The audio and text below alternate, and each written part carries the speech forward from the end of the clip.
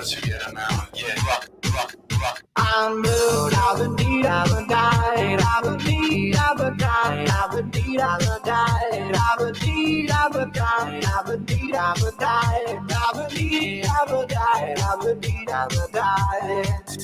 I'm blue, I've been died, I've been died, I've been died, I've been died, I've been died, I've been died, I've been died, I've been died, I've been died.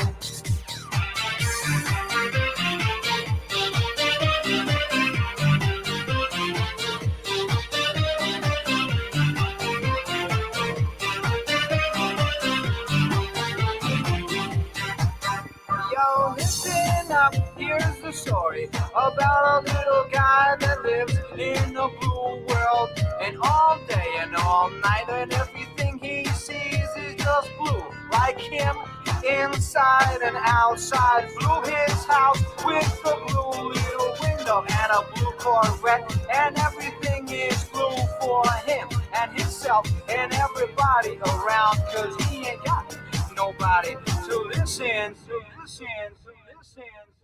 I'm blue, I've been died, I've been died, I've been died, I've been died, I've been died, I've been died, I've been died, I've been died, I've been died. I'm blue, I've been died, I've been died, I've been died, I've been died, I've been died, I've been died, I've been died, I've been died.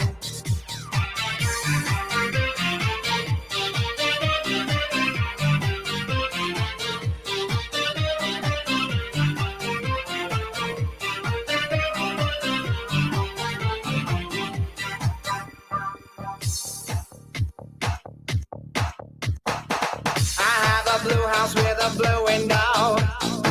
Blue is the color of all that I wear. Blue are the streets and all the trees are too. I have a girlfriend and she is so blue. Blue are the people here that walk around. Blue like my Corvette, it's in and outside. Blue are the words I say and what I think. Blue are the feelings that live inside me. I'm blue, I've been died, I've been died, I've been died, I've been died, I've been died, I've been died, I've been died, I've been died, I've been died. I'm blue, I've been died, I've been died, I've been died, I've been died, I've been died, I've been died, I've been died, I've been died, I've been died, I've been died.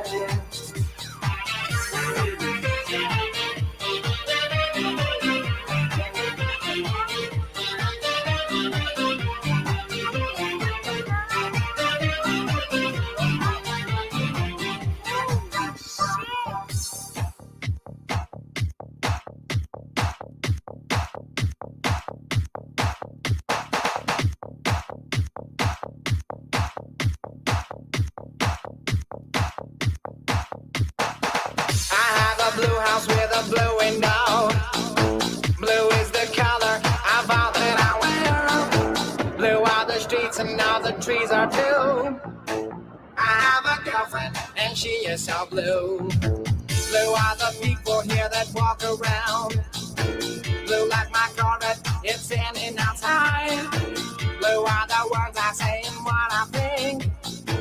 Blue are the feelings that live inside me. I'm blue, I've been died, I've been died, I've been died, I've been died, I've been died, I've been died, I've been died, I've been died, I've been died, I've been died.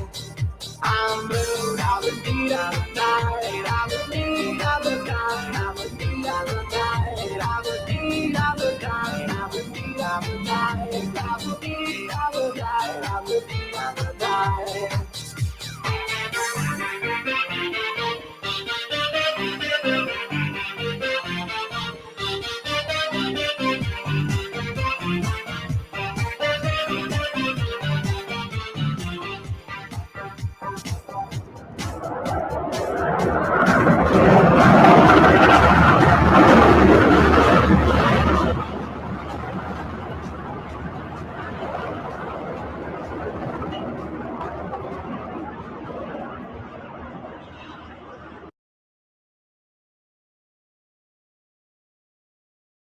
Okay. Just having a shower and then, I don't know, that popped into my head. Good old Bedford driver. Indo, whatever he wants to call himself today. What are you doing over there?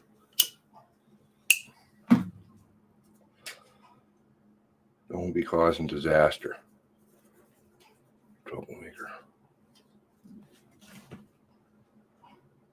Jessica Davis.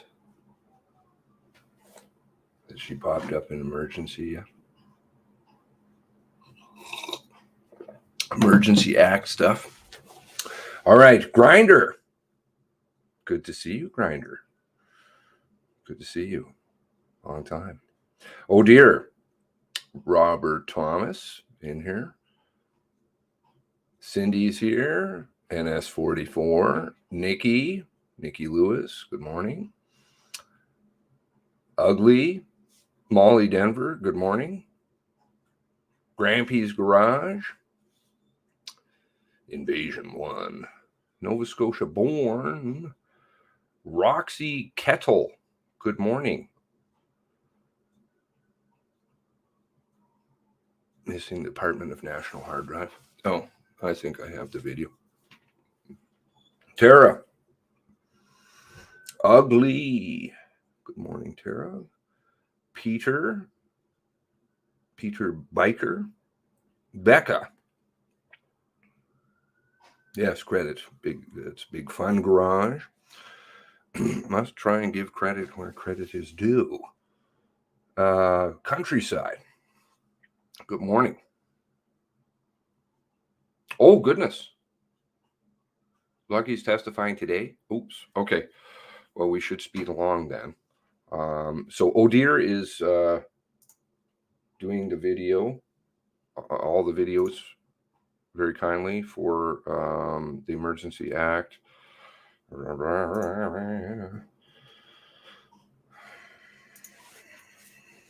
So here is the video. She's on day 23. Raw. Here's the link to today's video, which is live streaming right now. And oh dear, kindly permitted me to stream at the same time. So I encourage those of you who have the patience to listen. We've got Lucky over there. Wow, right now. Oops. This is not good timing on my part. Really not good. See, I don't even know who's on what day. I was following this story extremely closely since the inception of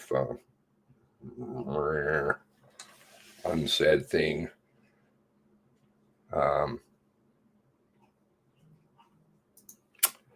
Anyway, well, maybe we should watch that. Should we watch that now? Fuck.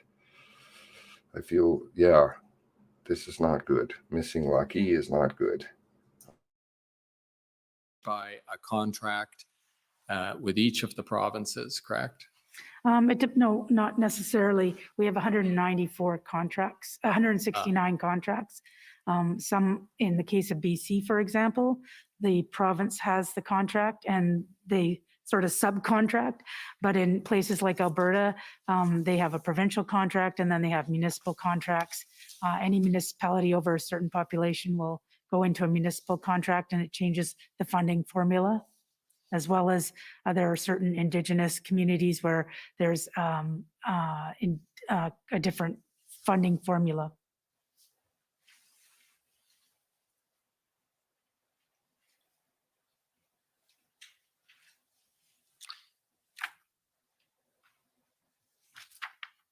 Now, when you two have left the stand, we're going to have Deputy Commissioner Zablocki here to describe the situation in Alberta in particular. But before he gets up to describe that situation, perhaps Commissioner Lucky, you could describe the way in which the contracts you have with the provinces, either a single contract or multiple, as you just described, allow you to move resources within a province to areas where they are needed, or between provinces when there are higher demands in one province than another? Yeah, this is the beauty of our model in the sense that under the provincial policing service agreements that we have, we can move resources. It's called an Article 9. So in the case of Alberta, commanding officer Zablocki can move resources from within Alberta as he wishes, just advising the province of that if we're doing any big movements of resources. And then again, under a different subsection of Article 9, we can request up to 10% of resources in any other province. And so what we do is we normally, if it's urgent matter, we move the resources and then ask for permission later, because we'll never compromise the safety of Canadians. But generally speaking, when we know big events are coming on, we will prepare those letters in advance. The letters go from myself to the minister to the applicable policing jurisdictions. And it's always based on a cost recovery. Right. Which is to say, if one province borrows a bunch of your officers from another, there's a financial arrangement to compensate for that. Yes, and that's exactly what ended up happening in Alberta during these convoys. We do also have access to federal resources, like Deputy Commissioner Duhem was saying, across the country. Those don't fall under those agreements. They're federal resources. Right. Now, let me ask you, are there advantages from an operational point of view if you are bringing in officers from, say, British Columbia to Alberta, or from northern Alberta down to southern Alberta, et cetera, in having officers with the same equipment and the same training and the same command structure and whatnot? Does that offer you an advantage that you might not have been able to achieve, for example, when you were coming in to assist in Ontario? Absolutely, because we have the same more or less training standards and service standards across the RCMP, and that flexibility allows for, especially in extended events where you'll have multiple, you have to provide relief and you can't sustain things like the forest fire in Fort McMurray, the manhunt in Manitoba. You can bring those resources in seamlessly because they have the same level of training and the same equipment. Thank you. Now, moving a bit closer to home, at least insofar as it pertains to the events in Ottawa, I would like to ask, and these are probably questions for you, Deputy Commissioner Duhem, but not necessarily, so please feel free, Commissioner Nucky, if you are the better person to answer, to talk about the role of the RCMP in Ottawa. We've heard about their federal policing role and their protective services mandate, but I'd like to take you back a bit in history and ask you if you can, well, let's start way back, so to speak. Has the RCMP, at least in our living memory, ever been the city police, the police of jurisdiction in Ottawa? Not as far as I can recall. Okay. But there was a time that you've outlined in your summary, your witness interview summary, when there was a more substantial contingent of what you might call uniformed officers on the ground in Ottawa. Can you explain when that was and what the purpose of those forces were? Yeah, and that's correct. The RCMP did have a larger footprint in the Ottawa region in the year 2000s, leading up to 2014 after the attacks on Parliament Hill. There was a review that was done, and I should just say that prior to that, the organization, the RCMP, was responsible for the security of Parliament Hill, outside component of House of Commons and Senate, not the interior. The interior was managed by House of Commons, had their own security, Senate had their own, and the RCMP was responsible for the outside grounds. At that time also that we had more resources when it came to our protective policing mandate. We had more clients to protect at the time. And then over years, there's a different approach on the way we did business that reduced our footprint when it came to protective policing, as well as patrols at the embassies. Back to our responsibility on the Hill, we had in excess of 120 people there that were assigned to the Hill on a permanent basis to ensure the security. When the attacks occurred, there was a review done of the entire security posture on the Hill, and that's when a new legislation was created to create the Parliamentary Protective Service, who the RCMP was responsible leading the integration of security of the different units that were there. What we saw after a year and a half being there, it was decided to put a plan forward that, realizing that the job that's being performed on Parliament Hill was not a policing function, but more a security function. There's a transition that was done with PPS, with the accord of the both speakers, to reduce the footprint of the RCMP. Currently, legislatively, the only position that requires an RCMP member is a position of director. So when you talk about shift in resources and footprint, there's a significant one that happened recently. Protective policing, when it came to our clients, happened before that. So if I may, when you look at the dynamics prior to this change, the RCMP, when it was responsible for the Hill, looked after all the planning of the different events that took place on the Hill. This is prior to the creation of PPS. And we would work jointly with Ottawa Police Service. Being a demo that's going through the streets of Ottawa and would land on Parliament Hill, then it's shifted over from OPS to us. And we work jointly on that in regards with the plans, the preparation to respond to any of demos that are going on the Hill. When PPS came into effect, I was the first director. And what we were looking at is the PPS becomes distinct and basically not separate from the RCMP, because the RCMP still had a role to play, but must be distinct. So the planning was now done from PPS. This was 2015. Every event that was on the Hill was being done from PPS and not necessarily the RCMP. We assisted at the beginning, but now they're completely autonomous when they're planning for events on the Hill.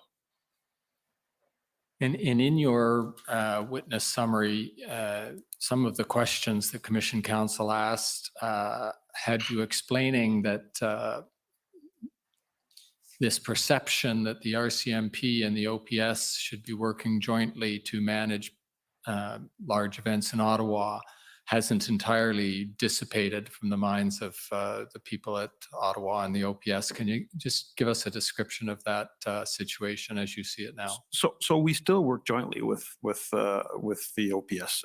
I can give you an example of any event that would occur on Parliament Hill. PPS would have the lead for planning the event on the Hill, but you would also have OPS would be responsible for whatever's in the street. And we'd be involved from a protective lens as to what's going on. Will there be any road closures? Will there be, what's the impact on our mandate? But it'd still be a lead role from PPS, but organizations will come together. And would that also be true for other events, perhaps elsewhere in Ottawa, where your protective policing mandate would be affected? We talked about how in the convoy, you needed to move people around the city, elected officials and whatnot.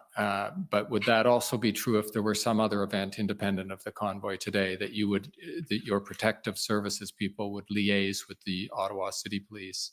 Definitely. Any significant event in Ottawa, I mentioned earlier the National Capital Region Command Center. That's a coordination hub where we have various partners at the table to understand the dynamics that are going on a daily basis or even hourly.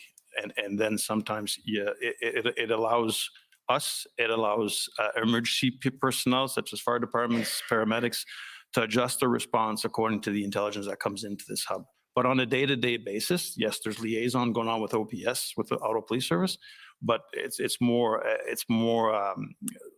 there's liaison going on, but less of a reliance to rely on OPS on a daily basis. But it's only when events are in the area, that's when we come together and CRCC and make sure that everybody's informed so that we can properly plan. Everyone can properly plan.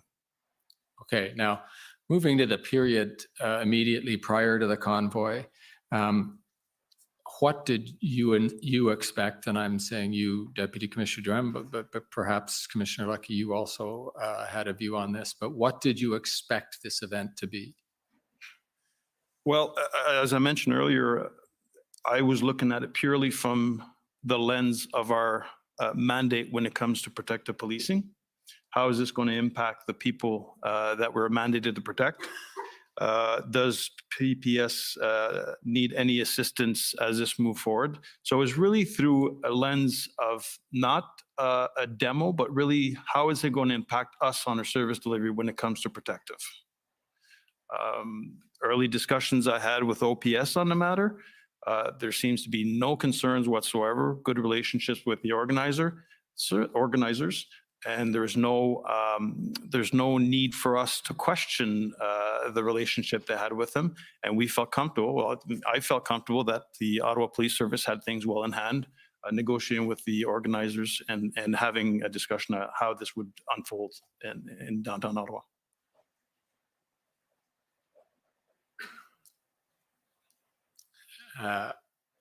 If I just cast back to the point about intelligence that was being collected by your IMSIT and other people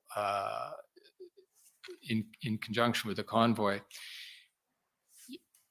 your forces in Ottawa, including the intelligence people, would have been aware of the Project Hendon and similar intelligence that was being shared among intelligence agencies with respect to the size and scope and possible intentions of this convoy, correct? Yep. Yes. And despite your having had access to all that intelligence, you still viewed this as an event that the Ottawa Police appeared to have under control and didn't cause you any particular concern other than the extra attention you would have to pay to your protective mandate. That's correct. And there was no additional ask for resources as they were planning up when the convoy was going to arrive in Ottawa. So I was of the feeling that they had everything under control. And as I said, if there's no request for resources, I know in incidents, situations like this, that the organization on the intel side come together to share that information. But I didn't have any concerns because I was of the opinion that they had everything in hand. Thank you.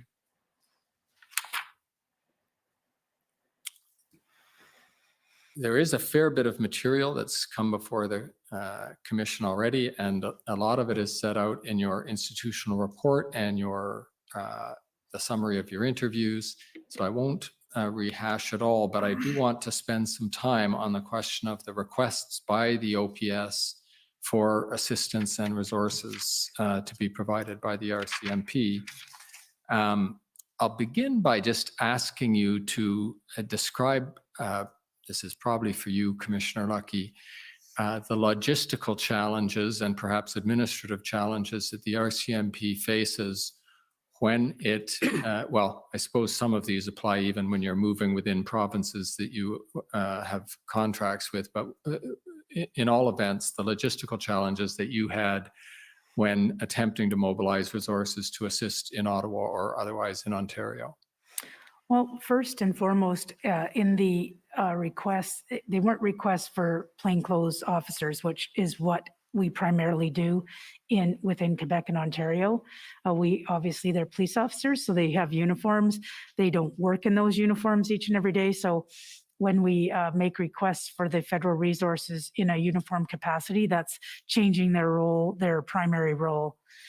Within the two provinces, it's a lot easier than outside of the provinces, only because we have control of the federal resources, but also because they can drive into Ottawa, but they don't come in a big chunk. So when we need additional resources, we fan that out from Deputy Commissioner Duham's shop to the commanding officer of Ontario and Quebec, requesting additional resources, and then they do their what they need to do to get those resources.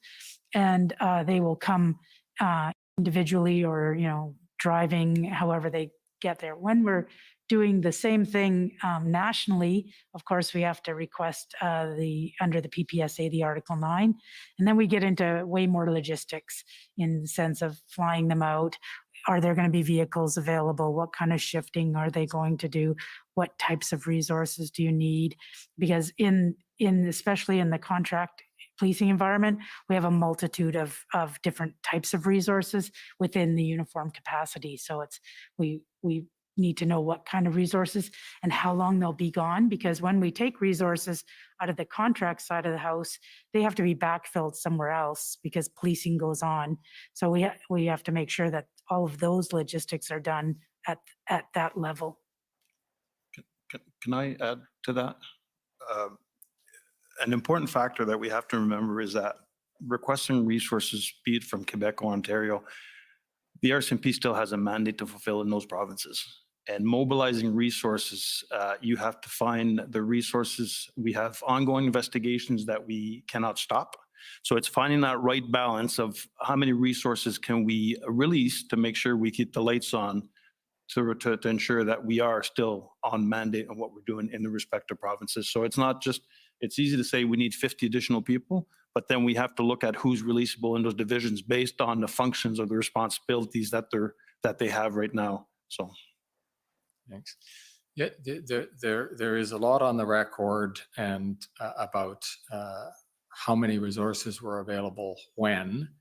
Can either of you give us the basic facts of how many RCMP resources were available from the beginning to the end of this and approximately when they were made available? I'm going to leave it to other parties to drill down on that, but just if we can have a big picture of what resources the RCMP committed to the events in Ottawa.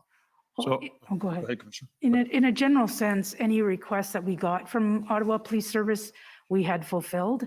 And in the beginning, it was between 30 and 50, for example. And when that was the first weekend, and as the time went by, the resources started to increase. So we had not only increase of frontline resources, but increasing at the NCRCC. When we got into a unified command, there was people behind the scenes. Those numbers were increasing. And at one point, I think we got up to, what was it? The total number at the end, and the total numbers, we had in excess of 1,100 people. 1,100 people, employees dedicated to either the Ottawa Police Service assistance or our protective mandate. And I can break it down even more in the sense that a little over 650 police officers to assist the Ottawa Police Service and close to 210 to assist us in our protective mandate. So that's a significant lift. I know there's been a lot of numbers circling around from 30. Why didn't we respond to 50? There's also that 250 that was raised. The 250, I just want to clarify that. It wasn't 250 dedicated to OPS, Ottawa Police Service. It was a mix-up. We tallied up everybody that was sworn in, and some of the people that were sworn in was actually in support of the protective mandate, not necessarily supporting OPS, but still available if they were required. And Deputy, if you could slow down in your testimony as much as possible for the translators, because you tend to speed up. I know you want to get out of here and get back to work, but. I will add as well, there was we had also provided resources to Windsor. So we diverted some resources for the Windsor blockade. Thanks. We're going to come back to Windsor, though if I don't offer you the chance to say more about that, please volunteer it at an appropriate point. But with respect to what you said, I sense there's a bit of a glossing over from the initial 50 to the ultimate 650. We all know that there ended up being a very substantial commitment by the RCMP and the OPP towards the very end when enforcement action was imminent. But can you tell me, roughly speaking, what the curve looked like in the first sort of 14 or 15 days before the implementation of the enforcement plan started to become imminent? I would say generally it started at around 30 and then it continued up in the 200s. It got up to about 200 throughout that timeline. And then of course, when we were gearing up towards the actual enforcement in that last week, the numbers grew exponentially. And that's when we went outside of up till then, the resources were drawn from Ontario and Quebec primarily. And it was in those last week where we were drawing resources from across Canada.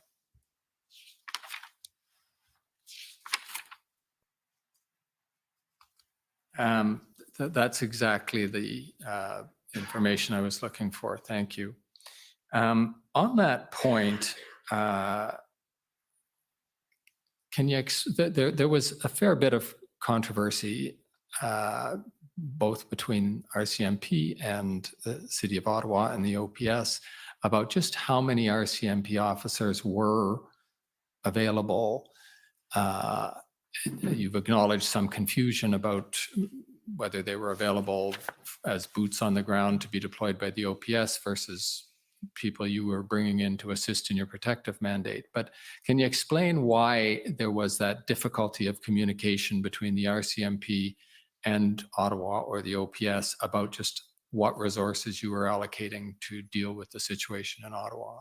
Well, I'll start and then I'll pass it over to Deputy Commissioner Duham. But part of the confusion came out of the fact that we were swearing in a bunch of officers that may in fact be used, but weren't being used.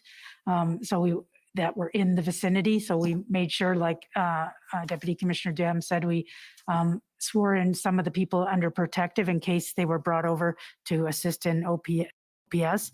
So their numbers, even they were swearing in certain numbers, those numbers might have not all been deployed at that time of the swearing in. Also, the fact that there was requests and some of it was, there was confusions over, is it so many per shift or is it a total number? But from the tactical or from the, the bronze level of our command that we were talking about, we were advised that any of the requests that they had for frontline, when I talk about frontline resources, we fulfilled those requests. And I think there was a confusion between what the mayor may have been reporting and what the chief may have been reporting, but we were advised at the tactical level that anytime they needed resources, because that's where they get into what kind of resource, where are they going to be placed, what shift are they going to be working, that was all done at their level. We didn't get the intimate details of that, but we were advised that any of the requests that they were getting through the command center, that they were fulfilling. No, that's accurate. Okay, thank you. Mr. Clerk, perhaps I could ask you to pull up on the screen ssm.can.408433. And if I've got the number right, that should be the letter of February 7th from Councillor Deans and Mayor Watson to the Prime Minister and the Minister of Public Safety. And you're familiar with this letter, Commissioner Lucky? Or perhaps not the letter, but the substance? Substance, yes. Okay. And I ask this in particular reference to your comment that all of the requests by the Ottawa City or the OPS had been responded to positively by the RCMP. And yet, one might say, we have this letter, I would say, going from about as official as Ottawa can get to about as official as the City of Ottawa can get to as official as the federal government can get, in which there is a very specific request for certain categories of police officers, a total of 1,800. And Mr. Clerk, yes, if you just, that's right. Thank you, right there. And yet, this is February 7th, and that's why I asked you the timescale. You acknowledged to me that the substantial 600-odd figure of RCMP boots on the ground, so to speak, did not get to Ottawa until much after this. And yet, at this same time, you were assuring Parliament that all of the requests by the OPS had been met. And so the question for you is, how do you reconcile your statements with this letter? What was the date of the letter? The letter is February 7th. 7th. Yeah. At that point, when there was a request for 1,800 resources, and obviously I was in consultation with the OPP commissioner, and it tells what kind of officers, but it wasn't, is it 1,800 RCMP? Is it, because there was still the OPP who were responsible for securing resources from all the various municipalities. We were under the impression that it was 1,800 between all of us. And what did that mean? Who was going to provide what resource? And when we get into these high numbers, that's when we have to ask, okay, what is the plan? Where's your plan? How are you going to rotate these resources? What kind of resources specifically? And it sort of talks about that, but 100 civilian staff, what does that mean? There's all kinds of duties under civilian staff. The public order officers, 600, we don't have, to have 600 public order officers. The OPP was actually responsible for the prioritizing of public order officers within the province of Ontario during that time. Did that mean they were going to provide the public order? We were going to provide frontline. So until we saw what the plan was, because the minute we draw outside of Ontario and Quebec, we have responsibilities to our contracts. We have to know when we draw them out, how long are they going to be gone? When are they going to be replaced? How are they going to get there? What are the logistics? Is there equipment that they can't bring with them that they need when they land, like certain vehicles or command centers, if in the case of public order? If they are going to drive their command post, then they need lead time. So there's lots of things to consider. A general request like this, it sort of in a way caught us off guard because we didn't have those discussions with Chief Slowly up to that time. There was talk about increasing the resources for enforcement, but we didn't get into any specifics until this letter came out. Yes, if the paragraph that begins, "We ask the government of Canada and the province of Ontario to work with us to secure this combined officer surge." Is that what you mean when you didn't know which force were being asked for?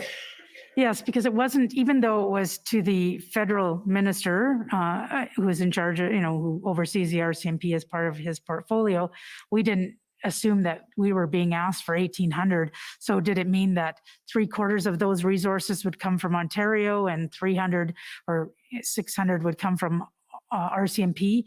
We needed to see a plan. So this is from, politician to politician, but we needed to translate that into operational plan. So we wanted to see what the plan was and what kind of resources specifically they needed with what skill set and with what equipment.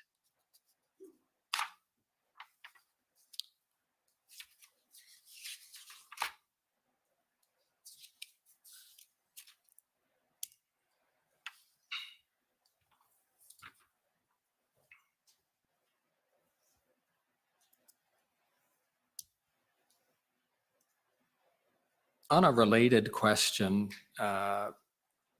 during your interview, Commissioner Lucky, you described what you believed to be the appropriate sequence by which the Ottawa Police Service should seek assistance when it was beyond its own capacity, and that in particular it should go to the Ontario provincial police first, or at least the Ontario government, and ask for assistance, which presumably would be provided by the OPP. And you referenced the provisions of the Ontario Police Services Act as indicating the path for this to take place. But was it your impression that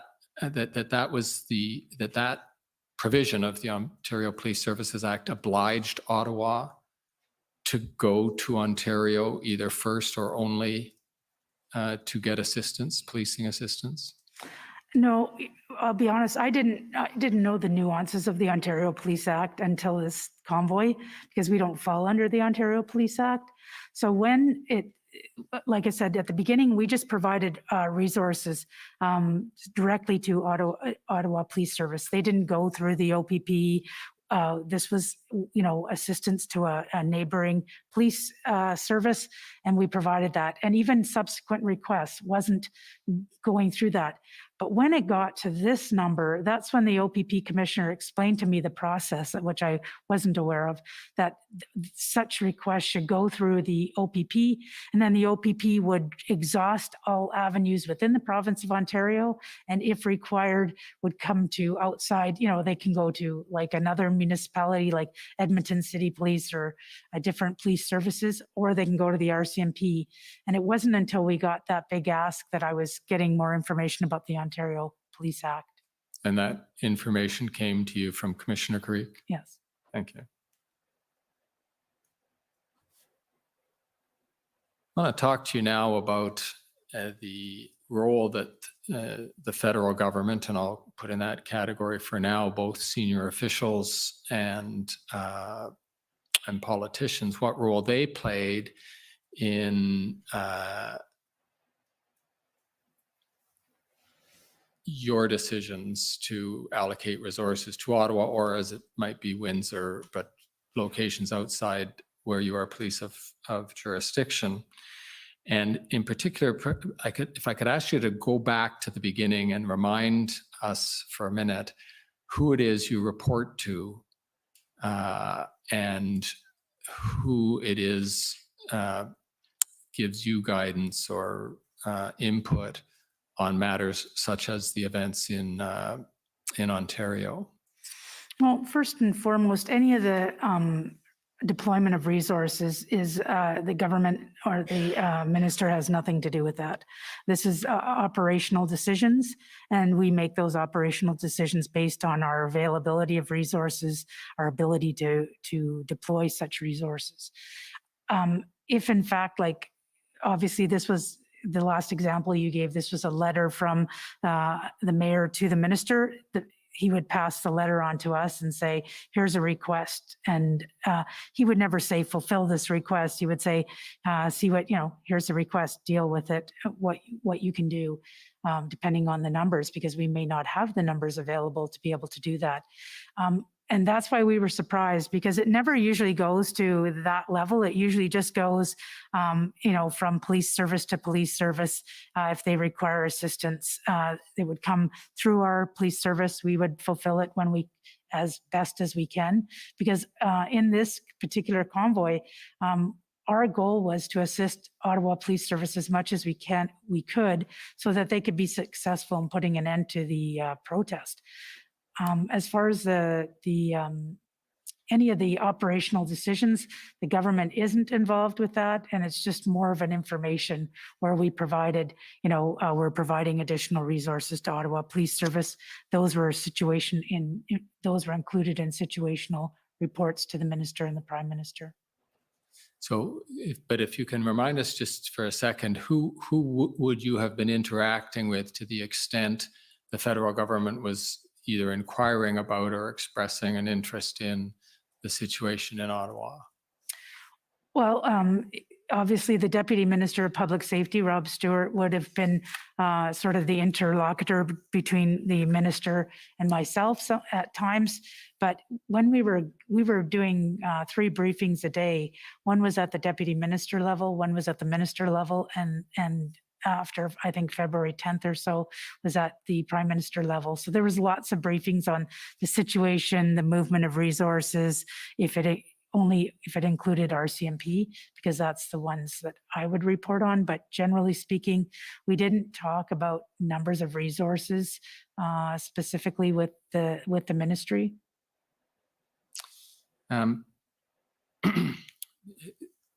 Let me ask the clerk to pull up PB NSC CAN 408043.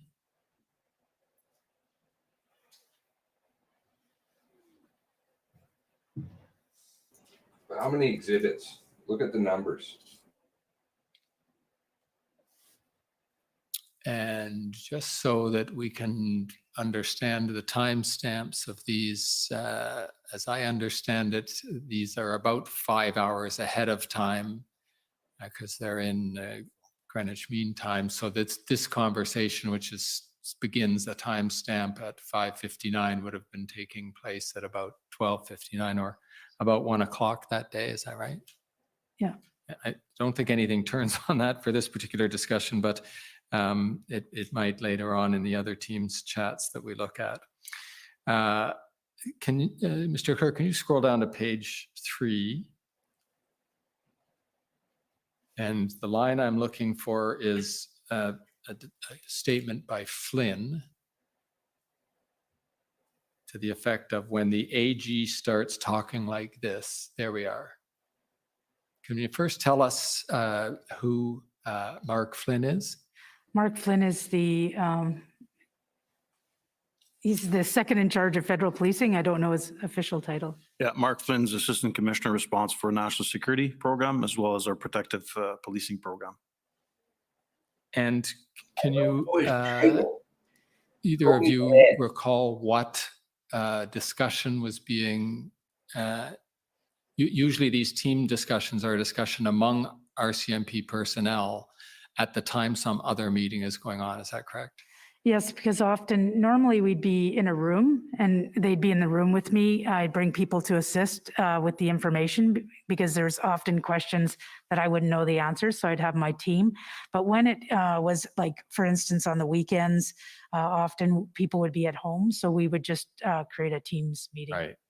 And this February 5th Teams chat is observing a discussion in which we see a reference to the Attorney General talking. So this is an observation about a cabinet or SSE meeting, isn't it? Yeah. Okay. And did you understand what Mark Flynn meant when he said, I say this because you would have been listening to the conversation that he's listening to when he makes this comment, when the AG talks like this, we better get our own plan going. And your response looks like you were trying to thumb out Lametti. Well, because I think up top it says, who is this speaking? And because I'm a slow typer, I see. And a bad typer, obviously. So what did you understand Mark Flynn to be saying when the AG talks like this, we better get our own plan going? Probably at the time I would know what he was talking about. Now fast forward, I can't connect the dots at all. We had, like I said, there were so many meetings going on, 3 or 4, sometimes 5 a day during this time. And if you had asked me at the point in time, I could probably give you a lengthy explanation, but I have no idea. Can you join me in the inference that just by what Mark Flynn said, that the Attorney General has said something to the effect that the RCMP might have to take some action? No, when I look at that, there's a lot of things I think that it could be possibilities. It could be the fact they could be talking about our protective mandate and making sure that our plan is going. I honestly, I wish I could help you with this. I have no idea what the reference was to this. Okay, well, it doesn't look like I can take it further than that. Let me try another one. Mr. Clerk, can you call up OPP 404583? Where's Gail Johnson when you need her? Hey, Brenda?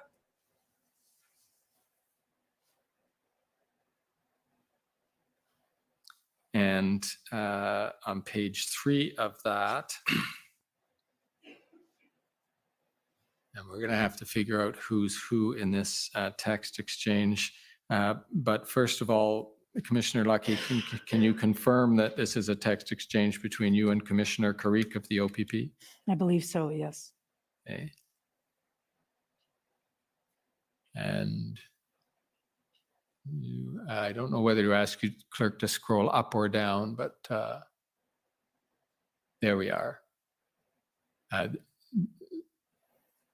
The blue, I believe, is you, Ms. Lucky. Is that correct? Okay. And in the middle there, you say this: between you and I only, GOC, and by that you would have meant the Government of Canada? Yes.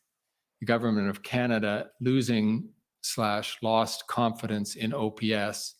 We got to get to safe action/enforcement. Can you tell me what you meant when you said that?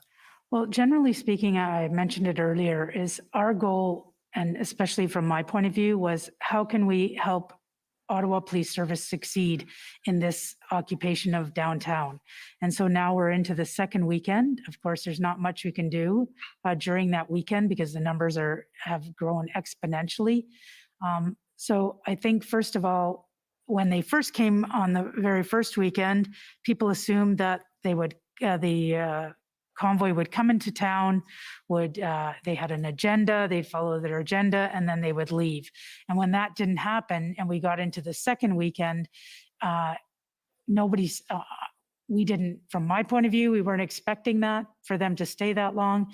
And now it's, they're creating infrastructure, they're disabling vehicles. So now they're there for which appears to be a longer term. So instead of reducing the footprint, which is always our goal in protest, to reduce the footprint so that if you do go into enforcement action, you can do it the safest way possible with the least amount of resources. It was increasing exponentially. So of course, people were losing confidence in the OPS's ability to deal with the situation. Now, I'm going to leave to others the more particular comments in your the summary of your interview about the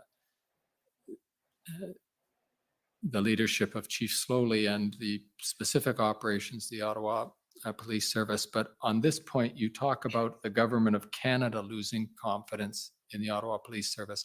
What was it in your interactions with the officials and politicians of the Government of Canada that prompted you to have that view? Well, we always got the same question each and every day. When is this going to end? How is it going to end? And we really couldn't answer that. And of course, early on, we weren't intimately involved with what was going on. So there obviously could have been negotiations with the protesters, the leaders of the protest groups. But people from the outside looking in weren't seeing any decrease in the activity. They were seeing the opposite. They were seeing increase in activity from the protest groups and more people getting involved, especially on the weekends. So of course, people were wondering if there was ever going to be an end to this because they hadn't seen any outwardly enforcement action. So it in a way, it wasn't a completely if I could use the word educated point of view, because nobody knew the nuances of what was going on tactically from OPS. It was just a comment from the outside looking in. Okay, I've tried twice to get you to describe what it was made you believe that the Government of Canada had lost confidence, and I think twice you've told me why one observing the situation might have lost confidence. So if I can bring you back to that and ask you if you had some inputs that made you believe the Government of Canada had lost confidence in the Well, OPS. well, we had at deputy ministers meetings, nobody said out loud that, I don't recall people saying, you know what, we're losing confidence. It was my observation by the various comments about how come this is still going on? When is this going to end? How come it's getting bigger? So I was inferring from those comments, when is Ottawa Police Service going to do some enforcement? When are they going to deal with this situation? I could hear the impatience, I could hear the frustration, and from that I inferred that they were losing confidence in Ottawa Police Service. Thank you for that. Sorry. Now, if I can take you down, sorry, not down, but further on in that text, you say we got to get safe action / enforcement. Can you decrypt that for us? So that's all about, let's help them get a plan together so that we can help them with safe enforcement. So again, when having experience in public order, it's all about minimizing the footprints. You won't do that on those weekends. As we all saw, the numbers grew exponentially. So obviously any enforcement action should be generally speaking, between the Monday and the Friday where the footprint was minimal. And so helping them get to a place, because we knew that the numbers were too big, even with a minimized footprint, for them to handle it themselves. And they already mentioned that they needed assistance from the various police agencies. So how can we help them do that is what Thank I you. was referring and to.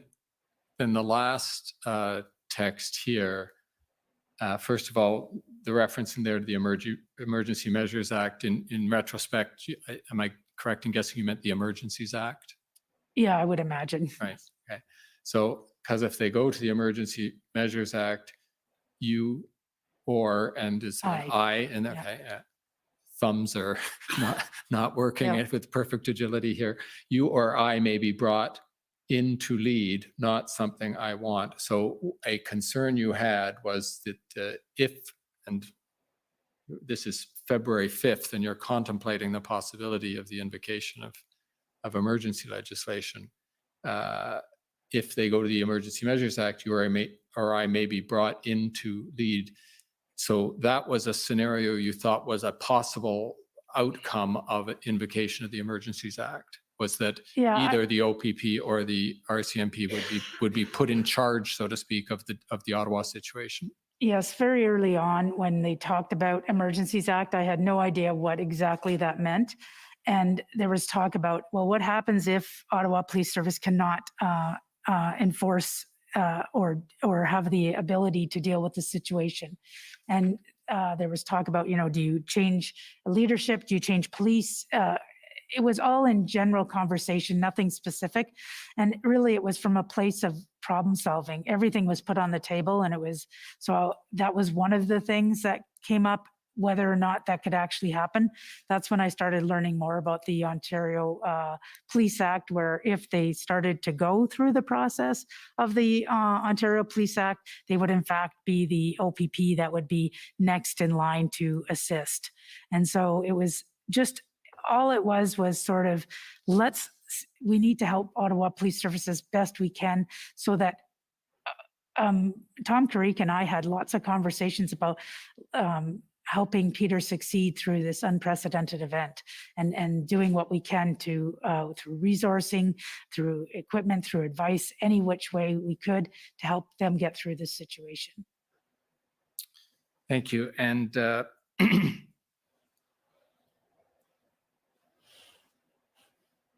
if I could ask clerk to bring up PB NSC CAN 408042.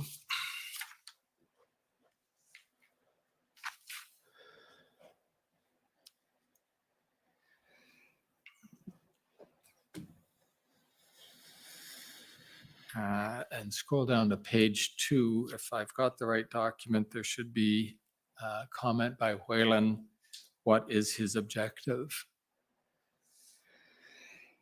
There we go. Thank you.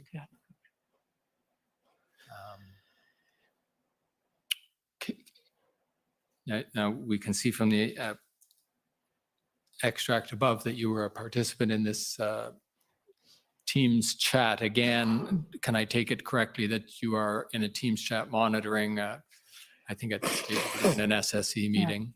Yeah. Yes. And do you understand what Alison Whalen meant by what is his objective beyond getting us to take over? Can you scroll up a bit? Mr. Clerk, could you give Commissioner Lucky the context there? The answers. Agree.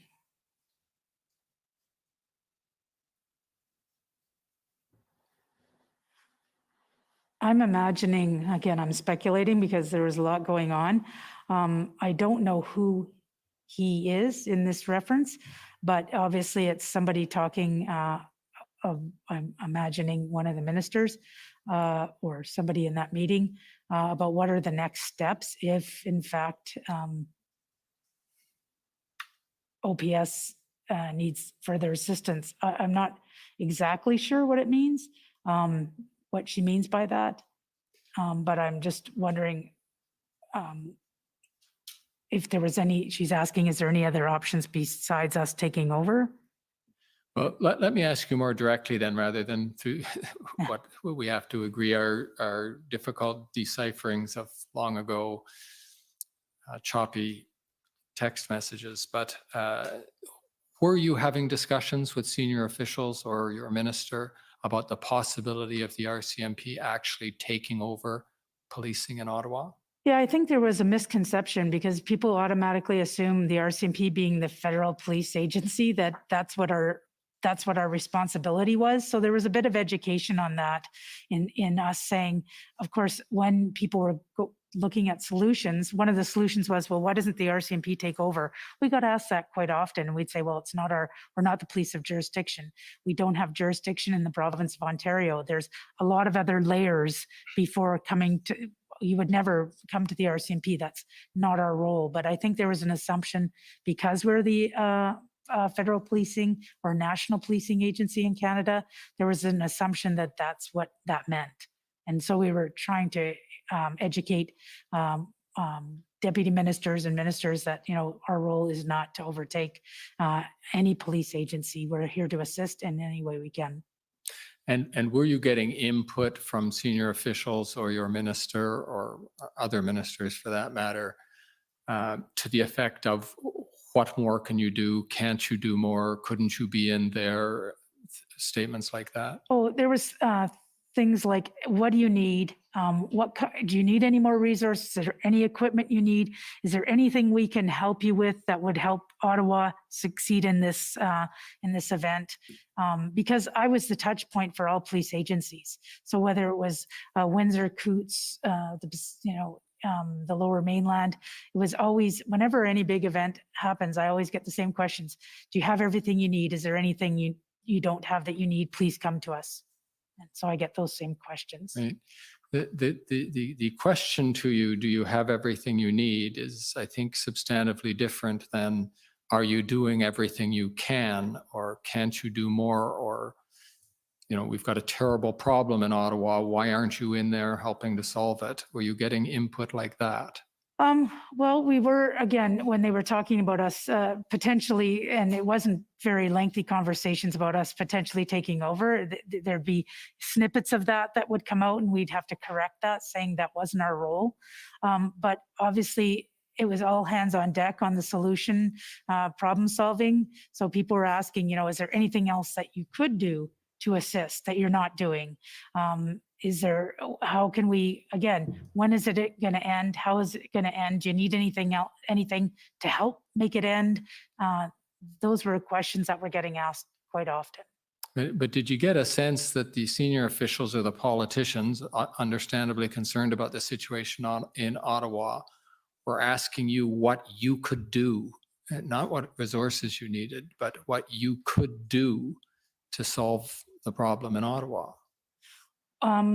Not specifically in those terms, but they've asked us, are you able to give them the resources that they're asking for? That was one big question, because between the mayor and the minister, there was lots of talk about resources. And we were explaining that a lot, as you mentioned earlier, the confusion over the numbers. And we told them we were giving them everything they needed. And when they're ready to enforce, if they require additional resources over an enforcement plan, we'll be ready to assist. But there was nothing specific like how you mentioned. And I'll ask this question generally. Did you ever get a sense in the input you had, either from the senior officials, your deputy minister or others, or the ministers, your minister or others, that pressure was being put on you, that I think you'll understand that if I put it this way, that crossed the line in terms of the propriety of officials and politicians giving you direction about how Ottawa should be policed? Absolutely not. There was a lot of, I didn't feel the pressure from our point of view, because we weren't the police of jurisdiction, but I did feel the pressure internally because we wanted to do everything we could to help Ottawa Police Service. But as far as from the politicians providing direction or pressure, there was, in general, wanting to find an end solution to this. Of course, within our own organization, especially on the gold, silver, bronze, when they all came together, everybody was rolling up their sleeves trying to figure out, how are we going to end this? And how are we going to deal with this? So we were putting a lot of pressure on ourselves from an organizational point of view. And I would say that the politicians felt the same pressure of wanting this to end. And of course, they're, like you said, they're asking, are we doing everything we can to help them? And our answer would be the same. They're leading it. It would be, and often I'd say it'd be like Chief Slowly going to Edmonton City Police and telling them, what to do. There's jurisdiction, and there's jurisdiction for a reason. And they, despite even at the final days of enforcement, Ottawa Police Service had the lead in that. And that was very, very important, that there always has to be somebody who's taking the lead, and it's the police of jurisdiction. Coming back to this point about, I think it might have been you, but somebody used the expression, the line between church and state, which, whether that's what you meant in the context, we've all assumed means the line between the political side and the policing side, and all of the both jurisprudence and analysis that's been done on where that line should stand. So my question to you is, where does the RCMP look for guidance on where that line is? And I'm just going to insert parenthetically, we've had a lot of information about how the Ottawa Police Service has, between it and the City Council, the Ottawa Police Services Board, and the same will be true of other police of jurisdiction in various places. We don't see the same between you, the RCMP, and either the senior officials or the politicians. So where does the RCMP look to help find that line between what we're calling church and state? Well, for me, it's pretty clear. Anything operational, we're advising what's happening, but we're not taking direction on how to do things. We've never been provided direction on what we should do. And it was actually interesting, I think, in one of the meetings, because normally when I brief generally speaking, the Minister of Public Safety, and sometimes now that they've split, the Minister of Emergency Preparedness. In this case, there was additional ministers. And so I think it was maybe the first IRG or maybe even the first minister meeting where I believe it was Minister Menachino advising these ministers that you are not to provide direction to the commissioner. They remind themselves. My ministers don't need to remind themselves because we deal with them on a daily basis or regular basis. But with the new ministers, there was even just a reminder, because sometimes what happens is when you're into problem solving can sometimes translate into, we should do this and we should do that, and could we do this and could we do that? And sometimes that people might feel that that's direction.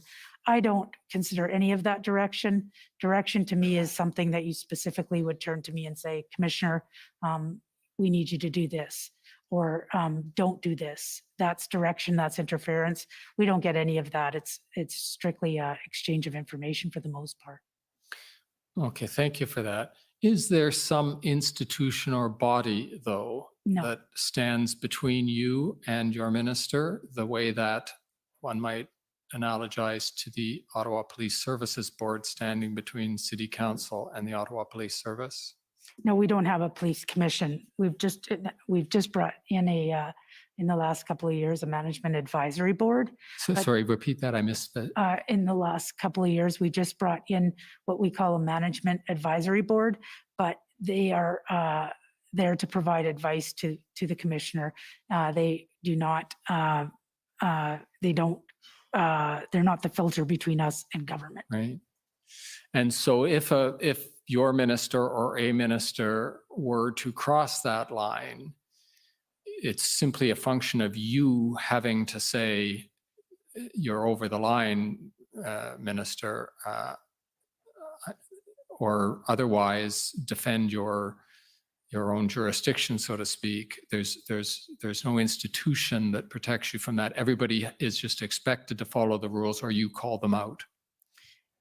Yeah, there's no institution in between the two of us, but we definitely have our policies and our procedures and our direction. And under the RCMP Act, I am in charge of the operational command of the RCMP.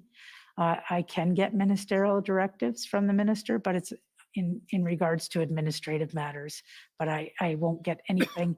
For example, if I was to get a ministerial directive, I'm just hypothetically speaking, that I felt crossed over in the operational domain, I would bring it to my legal advisors and say, is this crossing over?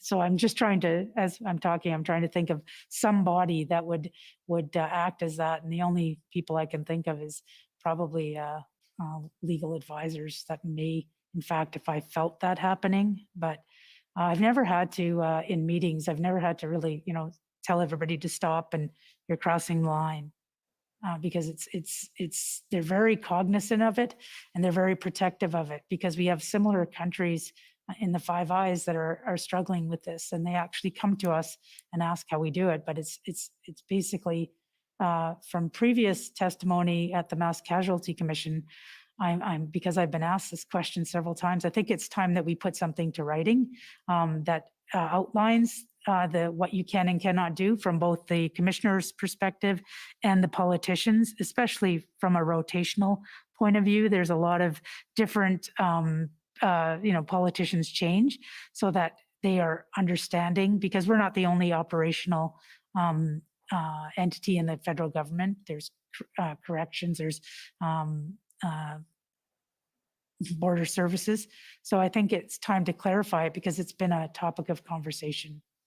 I'm glad you went there, because that was the next question I had, because the provincial and municipal police forces have already run into problems with this. Those problems have generated commissions of inquiry that have made recommendations and given some guidance, and perhaps this commission will add to that body of material. But how would you envision this further or better guidance? And you might have noticed that Deputy Minister Stewart made the same observation yesterday, that there was room for development on this point. But how would you envision that? What would it be contained in? Some policy guidance document? And is there work on this now? Well, actually, I think one of the members of parliament has put in a private member's bill on that very subject and said it won't be difficult to do because there's many police agencies who have examples of what needs to be put in text to make this happen, because it's already out there. And the name is escaping me, but there is a private member's bill to discuss this very issue. Thank you. And to be clear, I heard you say that this wasn't an issue with respect to the convoy or the blockade, but it is a topic you believe should be addressed. Is that fair? Well, absolutely, because in the last 6 months, I've had to respond to it on several occasions. And so my hope is that my replacement won't have to. So we need to clear this up. Thank you.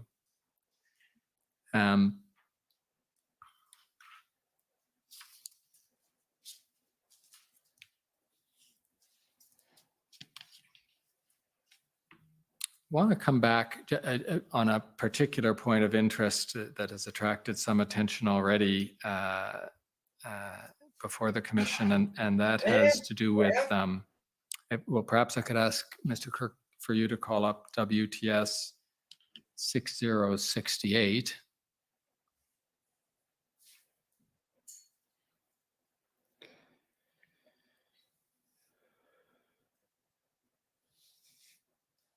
And if you can get to page 10 of that.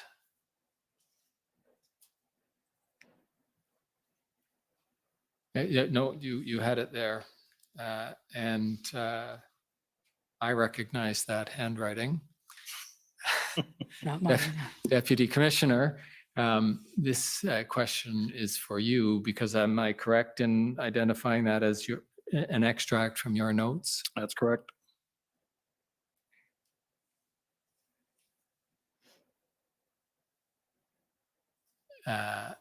And perhaps you could first read, for those of us who haven't learned to decipher your handwriting, read the 2 asterisk points that are in your notes there. Yeah, the first one is Peter referring to the Chief Slowly from Ottawa Police Service, said he's going to ask double of what he needs. And the second asterisk is planners from our shop, integrated planning cell, what resources are required, because we were talking at that point, have an integrated planning cell. What type of expertise do we have to bring? And these notes stem from, on a page before that, I believe it was Steve Bell that was briefing us, providing an update, and that's a comment that was shared by Steve Bell. Okay, I was just going to take you to that. If you look in the typed text below your written note, you describe roughly what you just said, that the note reflects a call with Deputy Chief Steve Bell of the OPS concerning the OPS's request for resources.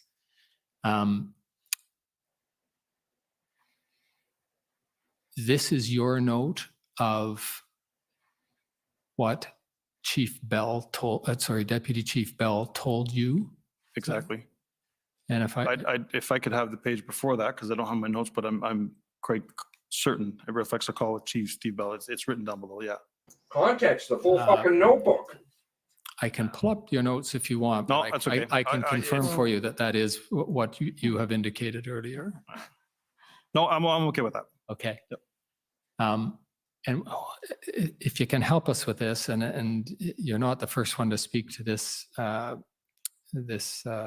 statement or comment, what did you understand Deputy Chief Bell to be meaning when he said, well, first of all, Peter slowly, is that correct? Correct.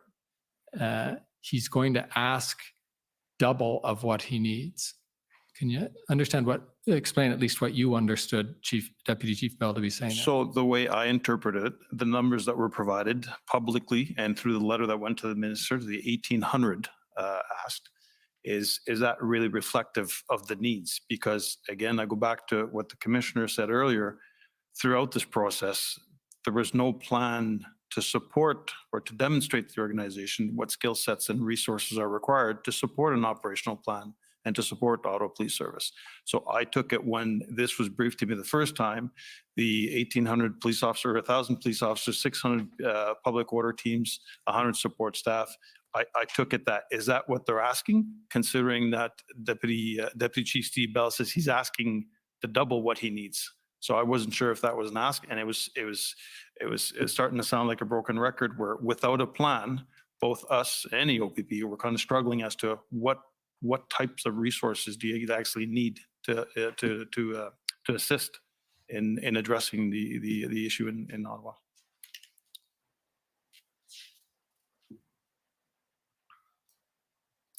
And I understand that an integrated planning cell, which we've sometimes heard called the IPC, was established by the RCMP and the OPP on about February 8th. Is that your recollection? Around that date where we brought the SMEs, the subject matter experts together to start reviewing what they had and start building a plan. And as I understand it, the purpose of the IPC was, among other things, to review such planning as had been done to date and to further develop the plan to deal with the situation in Ottawa. Is that right? That's correct. Did that effort, that is the establishment of the integrated planning cell, allow you and presumably the OPP, but allow the participants in the planning cell to put a finer point on the resources that would be required to deal with the situation in Ottawa? That was one of the objectives, is to nail down what was required for Ottawa. Right.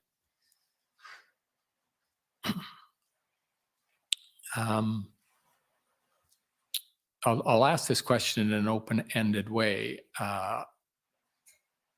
Do you feel that the February 8th timeframe by which that integrated planning cell was established, do you feel that the situation in Ottawa could have been handled more effectively if that integrated planning cell was established earlier in the process? It wouldn't merely be speculation on my part how it could have been handled if this was put together sooner. Could it have come to an end sooner? Perhaps, but I'm not in a position to say that it would, considering everything that was going on. So Fair enough. And the other thing to factor in is it's one thing to look at the plan, but again, I go back to what I mentioned earlier. When it comes time to mobilize resources from across the country, it's not only challenging, but sometimes resources don't get in the next day. It takes a couple of days before you get there. So, If I could also add, not being intimately familiar with what OPS was doing, they could very well have been in negotiations with protesters. And we always say in public order, if you're in protests, if you are in negotiations with the leaders or various people in these protests, while you're still having the conversation, you're not going to go into enforcement. So not knowing that, we could only speculate that they could go into enforcement when they might in fact be in the midst of negotiating a peaceful resolution. So did you view the integrated planning cell as strictly an enforcement a mechanism to organize enforcement? No, because part of that, when you're dealing with protests, you have taskings going to your police liaison teams who are dealing with the leaders of the protest group. From what I understand, it was a little bit more problematic because generally speaking, you have one leader. In this case, there were several leaders. So obviously it makes the task a little bit more difficult when you're dealing with quite a few different people. But it's all about having those conversations about how to find a peaceful way to get an illegal blockade back to a peaceful protest. Thank you. And we'll come back to that very point, but just so I understand correctly, what you're saying is you don't mobilize your public order units right away when there's still a viable option of a liaison solution to the situation? Not necessarily. It depends on the dynamics because if you are negotiating and there's problems where public safety is at risk, you may in fact you may be in negotiation and still have your public order teams staged at a location. So you still may need them just in case in the event. Every protest is different.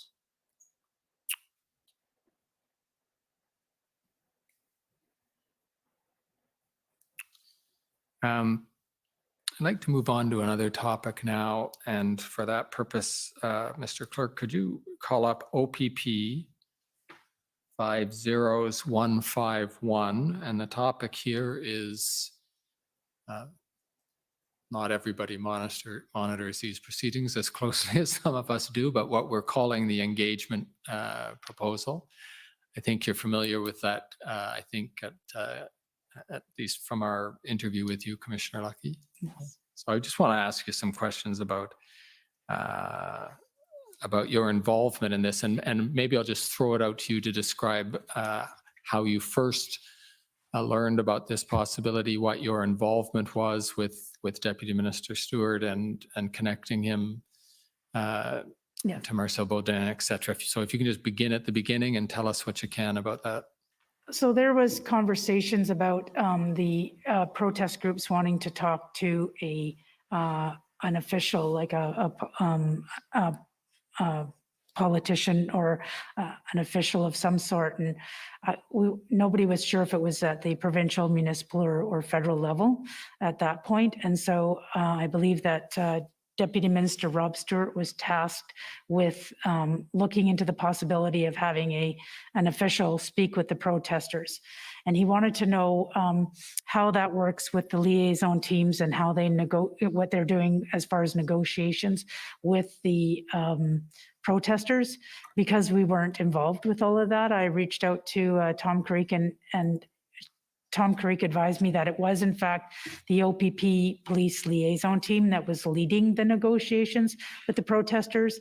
And so I asked if I could connect the lead, who the lead was of that team, and if I could connect them with Deputy Minister Rob Stewart so he could get more information. And really, my role was as a facilitator, and I introduced the two of them so they could talk. Later on, he was coming up with this protest engagement strategy.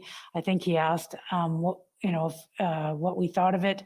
I sent it back to my team who deals with liaising. We have a different structure, but same idea, but different structure. I gave it to them to say, is there any red flags on these documents, or is there any advice we can provide Deputy Minister Stewart? I think we provided him a bit of advice on that.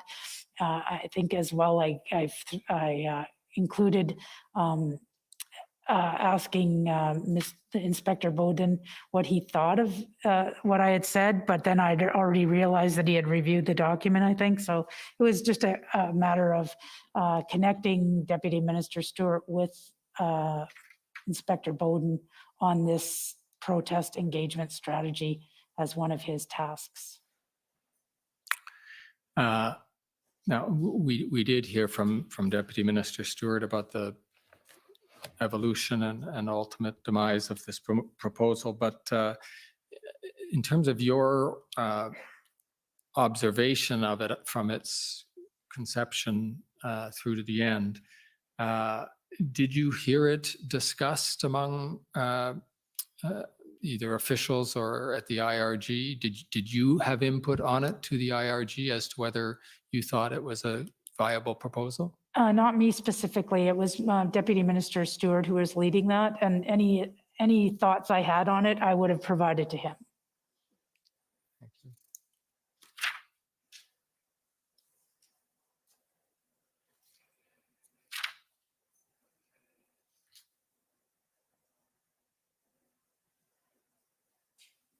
If I can switch gears here a bit on, Is this a good time for the actually, morning break? Mr. Commissioner, this would be a very good time to break, yes. Okay, so we'll take the morning break for 15 minutes. The commission is in recess for 15 minutes. La commission est levée pour 15 minutes. My phone, my phone. What was that? She said something about her phone. Okay. Well, this took a little bit of a detour from what I was going to do, but we'll get back there. So give me one moment here.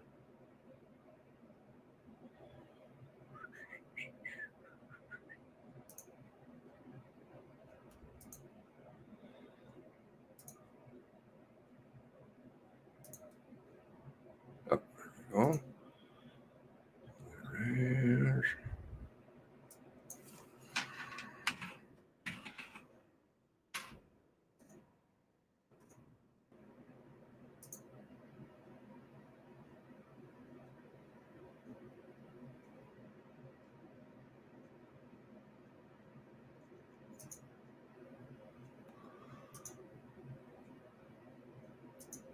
One moment. Oh. Okay.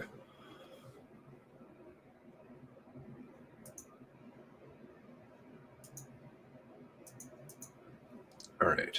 Now, Costa Diamopoulos interview, August 30th, 2022. Costa Diamopoulos, superintendent who retired. Interesting interview. Lots of good stuff in here. So Mark Underhill, page 96, COM 0063. Oh no, I can't read that. 690, I believe. So this is back to Nova Scotia. And the SITREP report. This SITREP report, I cannot stress, is I can't quite wrap my head around how big it is, but it's very big. Very big. I know people use a lot of hyperbole and stuff like that. This one is huge. I want you to turn to, I think, what it is called, I think, the Amherst Operational Review. Does that ring a bell with you? Okay, sorry, I'm just going to grab a quick coffee.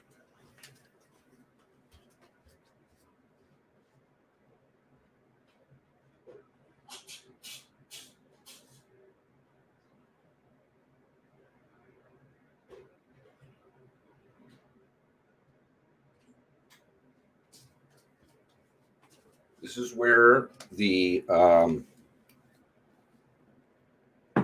SITREP report comes to light for the MCC. Superintendent Costa Diamopoulos, IMT, Issues Management Team. Yes, sir, it does. All right.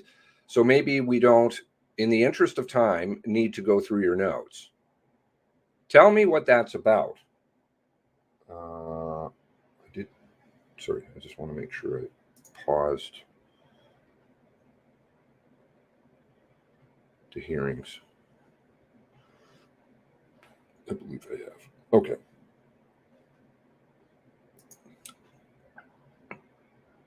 Yes, sir, it does. Tell me what it's about.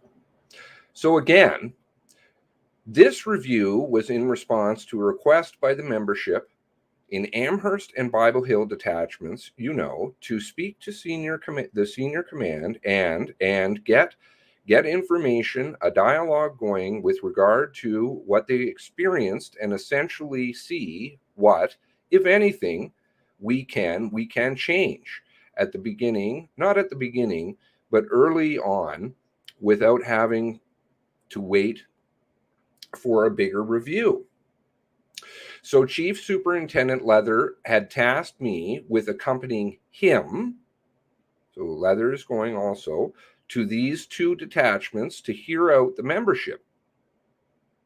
And it was clear early on that members had some concerns. And you know, the sense I got is they wanted to come forward and speak. So after hearing them out for a bit, the decision was made for me to go back and conduct a sort of informal review, just to get a sense of what was going on at those 2 detachments, just to get a sense of what was going on at those 2 detachments. I think that's a critical line. And the importance of that is, I wasn't from the province. I, again, no connection to having worked with anybody there. So I have no history with regard to, you know, anybody in those 2 detachments. So I sent the message out. Again, some of the things I was looking at were communications between members, the media, and social media, situational awareness, personnel, equipment, specialized support, ERT, specialized police dog services, EMRT, negotiators, training, provincial partnerships with DNR and EMO, relationships with other law enforcement agencies, other first responders, tactical considerations, post-operational debriefings, and operational readiness. So I crafted a communique, sent it out to those 2 detachments saying, quote, look, I'm making myself available. You know, I've been tasked by Chief Superintendent Leather to come in there and spend some time with the membership, and here is your opportunity to be heard. So I went in there to the 2 detachments, and it was clear to me that there was a lot of angst in those 2 detachments. They were upset, generally upset, that there was a lot of media bashing and a lot of criticism leveled against the RCMP, or the suggestion that there was some leadership issues. Okay, so we're going back here to the quintet stuff, right? And also on a smaller level, detachment wise, there's a lot of CIC review stuff going on that failed them. Specifically, you know, that the force was being silent on a lot of the information that was coming out in the media. So it affected their morale, and it also affected the operational tempo of the 2 detachments. I mean, people were actually second guessing themselves when they were going out on calls, which caused me quite a bit of concern. And I'll touch on that in a moment. And there were incidents reported to me afterwards whereby, you know, members were concerned about doing their jobs and being criticized and not supported. And again, I was expecting to get buried in feedback. And quite frankly, the opposite happened. If my memory serves me correctly, I only got 1 response back in writing from, again, his name escapes me, or her name escapes me. There was some information provided to me. But it was clear that, to me, that that some of the people that did come forward, plural, they wanted, they wanted off the record conversations, which I listened to. One individual, however, Sergeant Darren Bernard,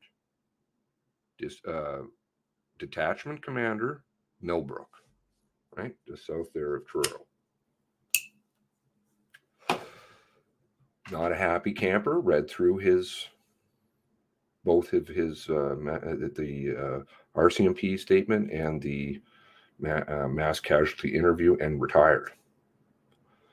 Sergeant Darren Bernard, who was, I believe, a Bible Hill detachment member, it was clear to me that, or it felt like he was there to represent the membership. And a similar sort of feeling happened when we initially went to those two detachments, with the senior command. Sergeant Bernard was pretty vocal. So I saw over 2 hours with him.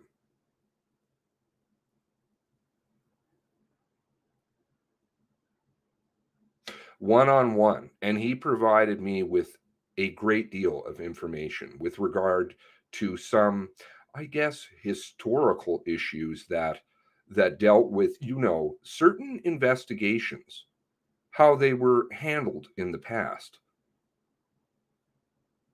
But he focused on the relationships between the RCMP and Truro Police Services. So again, he provided me a great deal of information. Listen carefully to his words and how he speaks.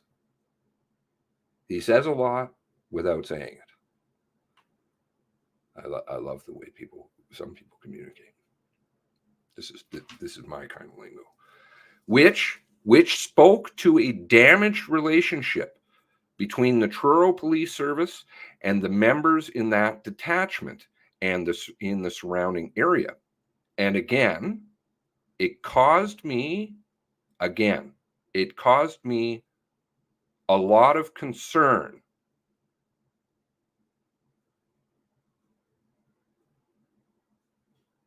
I can't stress enough how big this is. In the sense that I wasn't expecting I wasn't expecting the type of information that was presented to me to be presented to me.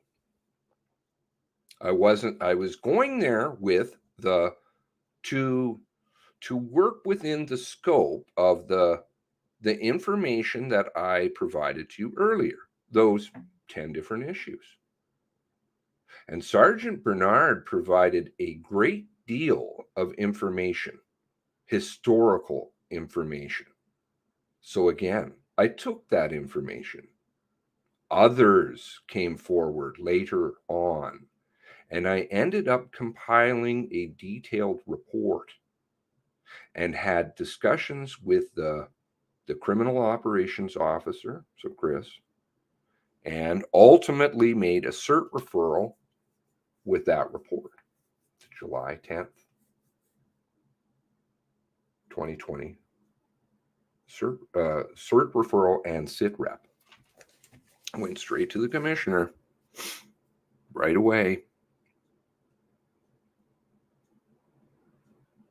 I did not pursue any of the information that was provided to me. That's a key line. I did not pursue. I felt that it was not appropriate for me to pursue it. It was totally outside the scope of what I went there to do. I certainly didn't take any active role in uncovering any of the information that was provided to me with respect to the criminality of some of the information or the criminal allegations that were provided to me. So again, preparing a report, taking that report forward to the criminal operations officer briefing, and then going to CERT with that report and handling the whole thing over, handing the whole thing over to CERT. And it was clear to me that I could not progress any further in any kind of a review in either of those detachments. You hearing what he's saying? Because of the information that was provided to me. So again, giving that report to CERT, and it was handed over to them for follow-up.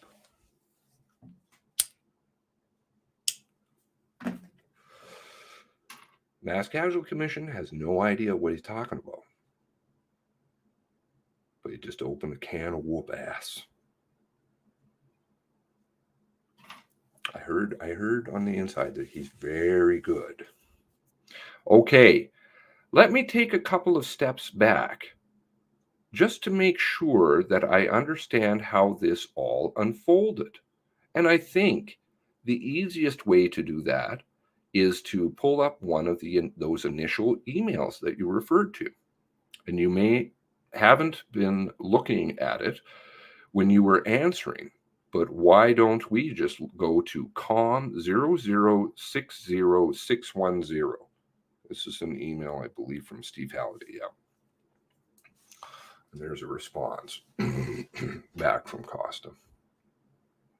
It looks to me that Steve Halliday ended up sending out that email that you authored, which starts on the screen here. See that? Yes, that's correct. That's the email I was referring to. So again, let me just move back in the time to the origins of this so we understand how this came about. There's a reference you'll see in the first paragraph of your email. For the purpose of your initial visit was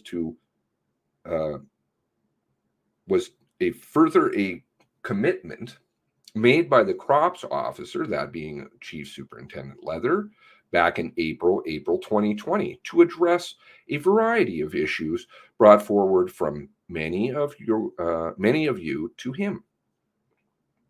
So first of all, if I understand your evidence correctly, this was something that Chief Superintendent Leather asked you to do because of concerns he'd been hearing from members in these two detachments, correct? Yes. And it was an informal in the sense that it wasn't pursuant to any policy or anything else, correct? Yes. Now you say, and you underline it, quote, I will be looking at one specific area, operations. And by that, do you mean operations associated with the critical incident response to the mass casualty event? Operations in general to the running of those two detachments, and also with regard to the event. So, both generally and specific to the mass casualty event? Yes. Now, below the areas that you outline for them to consider, you say that you invite them to think carefully about their responses and recommendations, that their observations and input, quote, can and will make a difference, end quote. And then you go on to say you'll compile everything in one report to the criminal operations officer. So if I understand your evidence that you just gave me, and I appreciate some of it may be subject to redactions. Okay, so this is where it's getting dropped. I'm not sure The only report, they still don't know what he's talking about, that you made, I'm not sure, the only report that you made is the one that was referred over to CERT. Is that right? Yes. So he didn't go there to do what he initially went there to do. And he didn't finish it. So is it fair to say that was your only sort of formal work product out of this review? Yes. Went there for the 10 things, didn't get the 10 things, shut her down, started search. 2 detachments. And you said you were disappointed because ultimately you only got 1 response in writing, correct? Yes. And let's bring that up so we can make sure for the record we're talking about the same thing. That's COM 0062679. Howdy. Mark, and maybe this is another team member from the MCC, Emma Ronsley. Mark, and maybe actually just before we move on to the response, I'll just note for the record that that initial reach out email, we just looking at the one that was sent to the Amherst, and a very similar email was also sent to Bible Hill, and that's COM 0060614. Thank you. I just want to put it on the record. I have to go now, but Trish will remain. Okay, so this is Lori Ward. Lori Ward, DOJ. Gotta leave. Thank you. All right, thanks. Just before we go any further, says Mark Underhill, MCC, Mr. Diamopoulos with this email, Ms. McPhee. Okay, over in Justice also. I don't know if you have an update on the redactions here. As you know, the Commission Council is challenging the redactions. These are, somebody's going to get, a lot of people are going to get fired out of this one. They have no justification for the redactions that they're making. Do you have, well, not all of them, but some, 98%.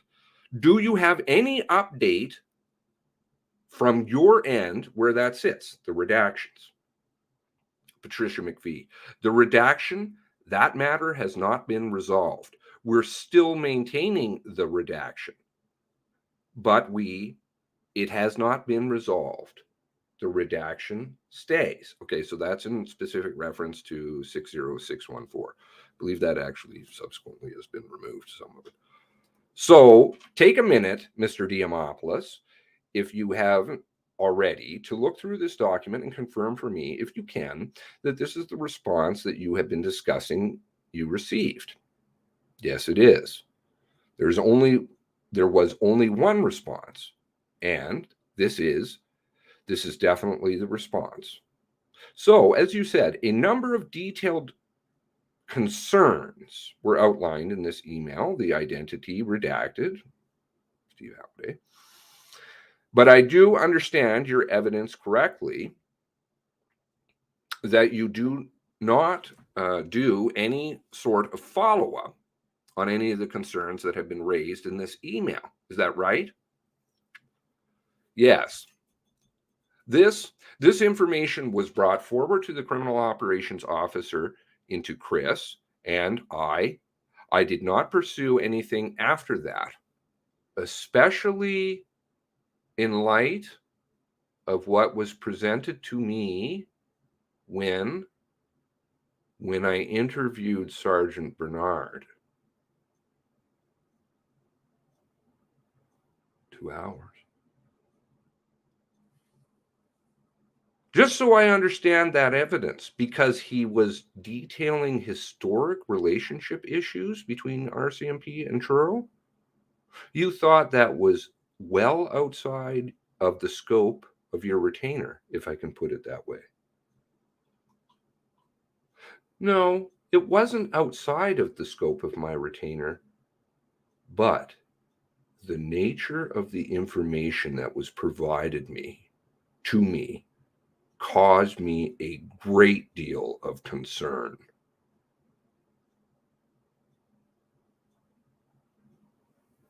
And there were some significant matters that were brought to my attention that were outside of the boundaries of what I was asked to do. So instead of pursuing that information, which I had no authority to pursue, nor would I think it's appropriate for me to pursue it, the decision was made by both myself and Chief Superintendent Leather to craft a report. Remember when this is, 23 homicides, biggest crime. You got crops officer right away.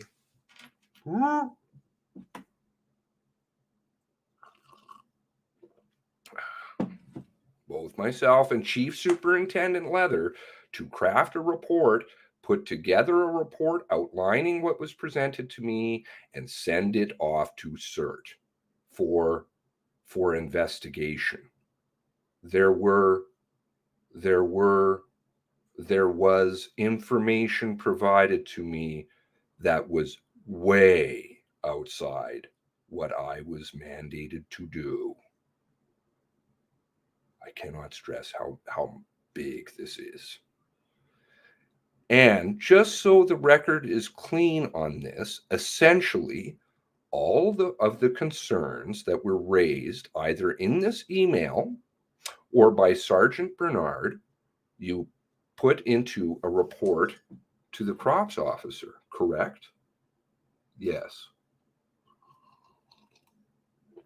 But then it was decided that you yourself would not be doing any follow-up on any of the issues, correct?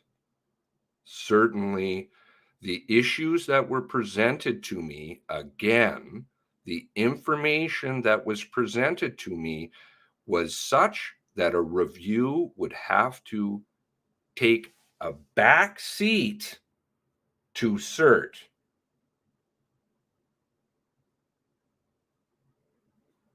Let that soak in.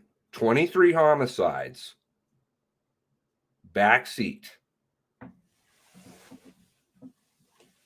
The CERT referral, the nature of the information was serious enough to warrant a CERT referral.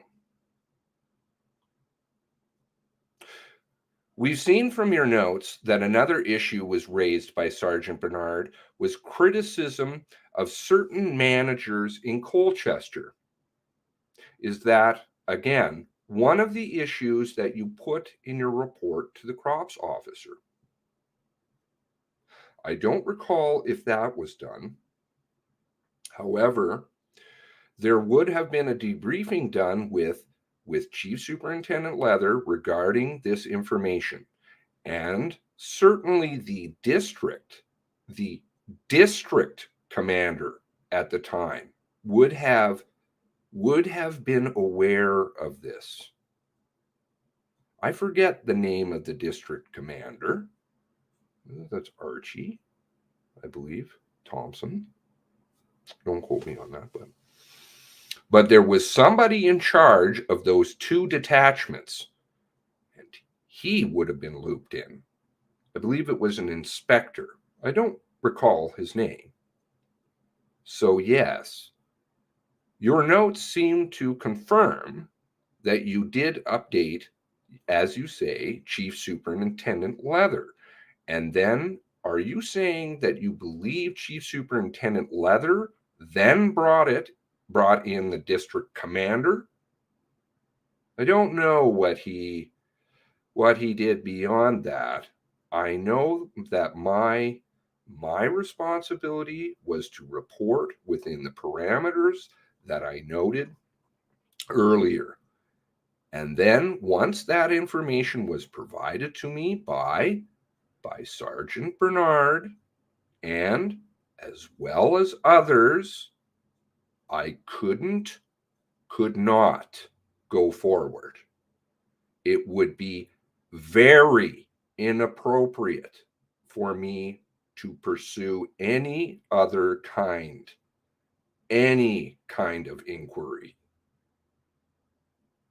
You mentioned that you did get, in addition to the email and what you heard from Sergeant Bernard, some other off-the-record information from members. Is that right? Yes.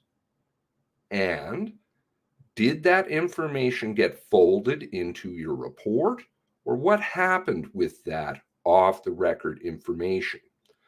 That information was verbally provided to Superintendent Leather. Off the record. And I don't recall if I specifically met with the district commander after that. But my main go-to person was Chief Superintendent Leather.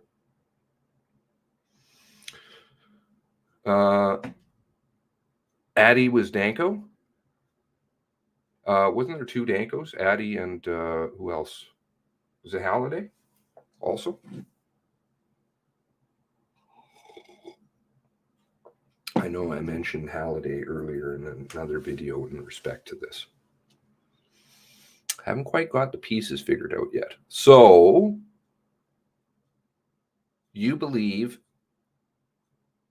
you would have been, debriefed.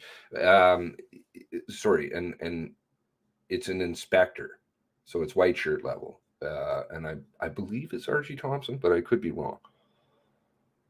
Colchester.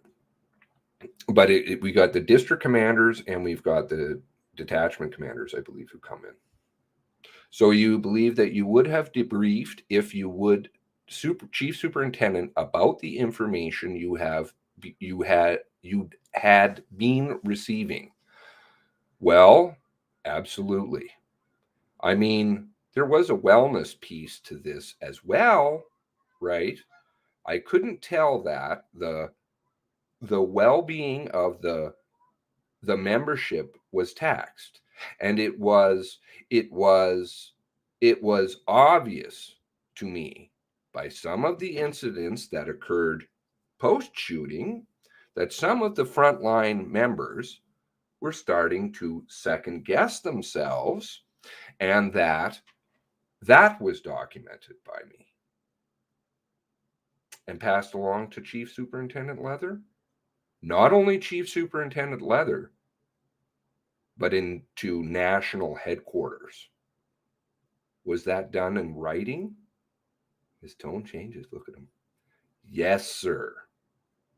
It was. In one particular incident, it was in the form of a briefing note that I compiled, whereby a member was hurt. We'll touch on that. Responding to a call, and second-guessed himself, provided a statement. He was physically injured, and he attributed his lack of response to being supported by the senior command, his lack of response to being supported by senior command, and the negativity in the media. He didn't want, he specifically was concerned about being second guessed, and he essentially froze while going out on a call. So I captured that information. It was, in my mind, it was a direct health and safety wellness piece, and I reported it. If I could go back to your notes, please, at page 47, and we're looking at July 7th entry for 11 a.m. July 7th, right? And if we've looked at Leather's notes and stuff.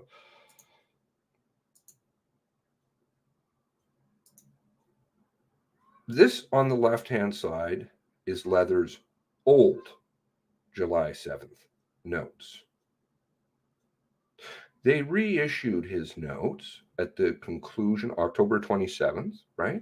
The dump, of which they're missing 70,000+ documents. These are his new notes on the right. You notice a difference? You go through this further, you're supposed to know less.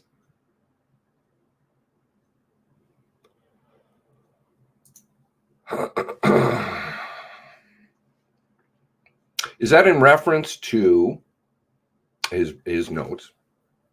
Demopoulos. Is that a reference to a briefing on which you've been discussing the review that you were doing? If you can give me a moment, I'll go through my notes. Thank you. Yes, you're correct. Was that by way of a formal briefing? In other words, did you prepare some kind of briefing note? That was an in-person briefing, and there was subsequent briefing note into national headquarters, as well as, like I said earlier, a report prepared for CERT. Taking a back seat. I'm going all the way to the top. All right. Why don't I pause there and see if there's any follow-up questions from any of the other team members on the issues we've been discussing. Barbara McLean, MCC. Yeah, I have a couple of questions. And so you prepared to report, I guess that's mistyped. You were prepared a report for Chief Superintendent Leather. Do you know what he did with that report? Yes. And what did he do with that report? Well, both he and I discussed that report at length. This is number 2 in the province, and he's actually acting CO because Bergerman is somewhere else. He got a lot on his plate, right?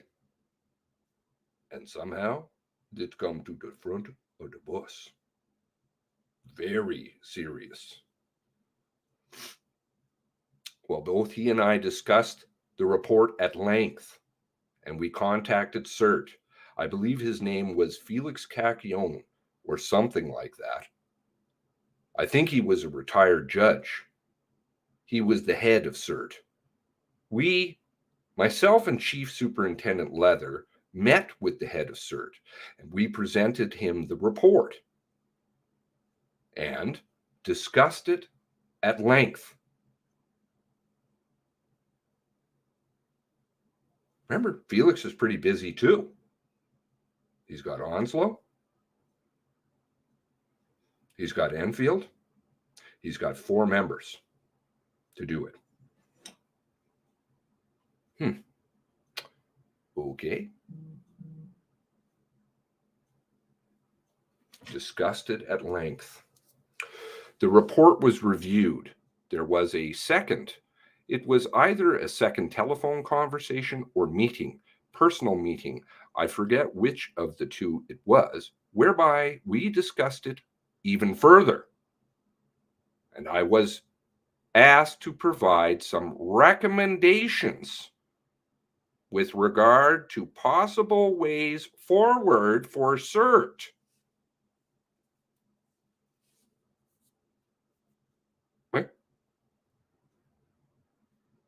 Felix, independent body, is soliciting the RCMP, who said, we're out, for recommendations on how to move forward on this one. And that's his job.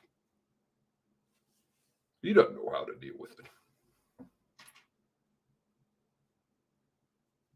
on recommendations with regard to possible ways forward for CERT based on what was said to me. I made recommendations to CERT, and there was a subsequent request that came back to the RCMP from them to possibly provide assistance in that investigation. Oh, is it, what did Felix say? A turf war? A nothing burger? We need help! And the crops officer, Chief Superintendent Leather, and I both agreed that any participation by the RCMP in that referral would be very inappropriate. And I specifically recall making recommendations to Mr. Cacchione. I'm sorry, I'm not saying his name correctly, but I know from my experience in Ontario that the Toronto Police Service and the OPP, Ontario Provincial Police, would be better suited to support that investigation. Got to go outside the RCMP, and you better bring in some big guns. We need people.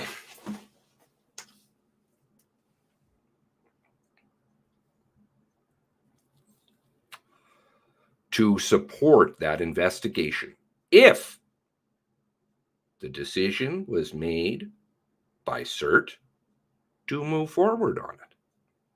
But the RCMP, once again, listen to him, it would be very inappropriate for the RCMP to get involved in any capacity with regard to doing any kind of investigation on what was provided. Okay. Have you ever been asked before to make recommendations for CERT and its way forward for a referral based on its mandate? No.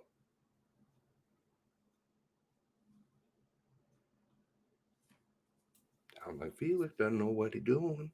Doesn't know how to handle it because it's out of his scope.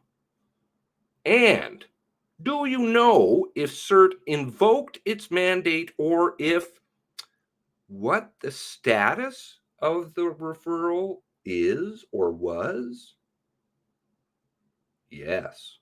Yes, I do. So there was no response from them for quite some time. And we essentially had to write them a letter, I believe, asking them for formal position on the matter. And I don't know if this happened while I was still there or after I left, but it's my understanding that they refused to investigate, and they did not invoke their mandate. Okay. And do you know what the RCMP did with that information? Was there any follow-up by the RCMP? They don't know what they're stepped into here. I am aware that the RCMP reported that info, that into national headquarters.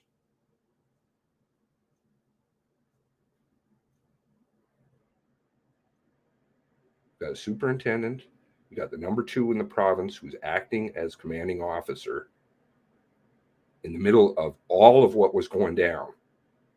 And now we're bringing in national headquarters. Beyond that, I don't know. I had left by then.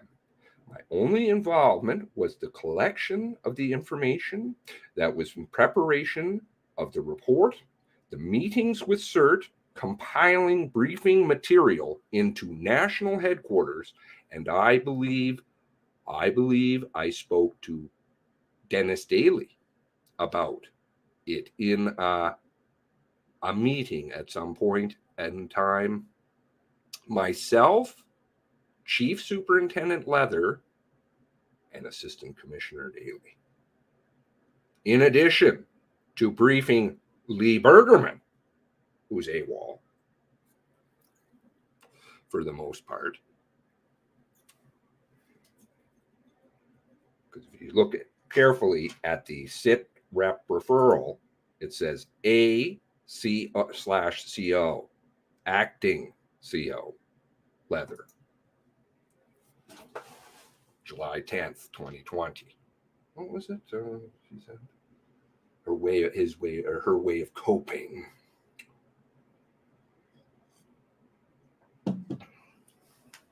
Let's continue. Keeping on target. And that is a segue to my next question. Did they give you a reason for not invoking their mandate? They did not give me a reason per se. However, when I met Mr. Felix, I'll call him Felix, there was discussion about capacity with CERT, and as well the financial component of the investigation.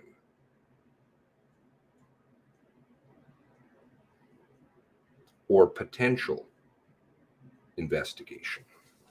So again, I provided recommendations on, if I was presented with this type of scenario, how I would have it unfold in terms of conducting an investigation, but certainly with no RCMP involvement whatsoever. Specifically, I use the example of Toronto Police Service and the OPP having the skill set to conduct that and provide assistance to CERT.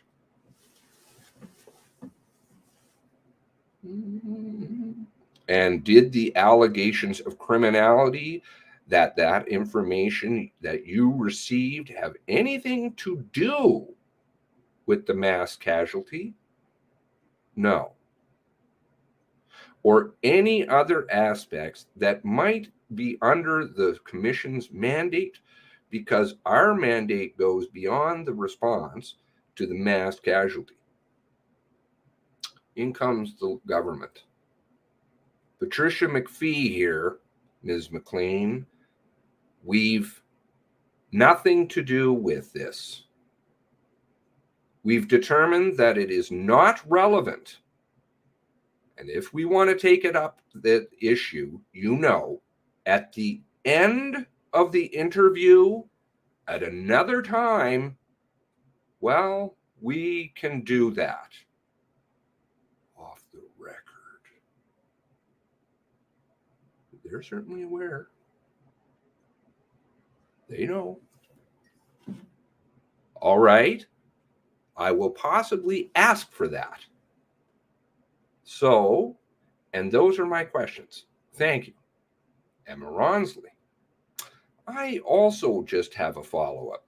So just so that I'm understanding, because it sounds like this review that you undertook didn't go as originally envisioned.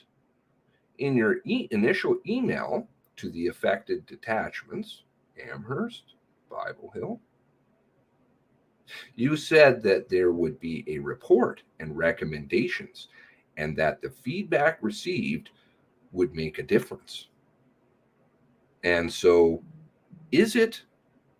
am I correct, that's sort of the reason this review didn't end up coming to fruition is because you ended up receiving unrelated information that was of a serious nature, and that meant you were unable to continue as originally you intended to, which was gathering operational concerns from members at those two detachments. Is that right? Yes, you're right.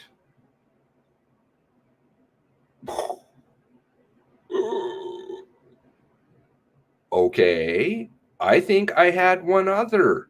So the report that you did prepare for Chief Superintendent Leather, I understand that it was related to the CERT issue, but it did also include information about other operational concerns that you heard from the members, including those related to the mass casualty, including, or was it specific just to that? That issue that gave rise to the CERT referral.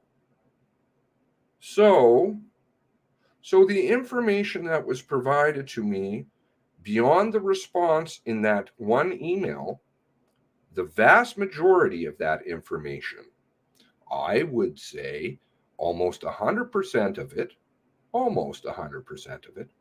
if not 100% of it, had nothing to do with the mass casualty. There was a lot of information that was provided to me, and the nature of that information was such that I had to document it and step away from taking any further action on it because of what was presented to me.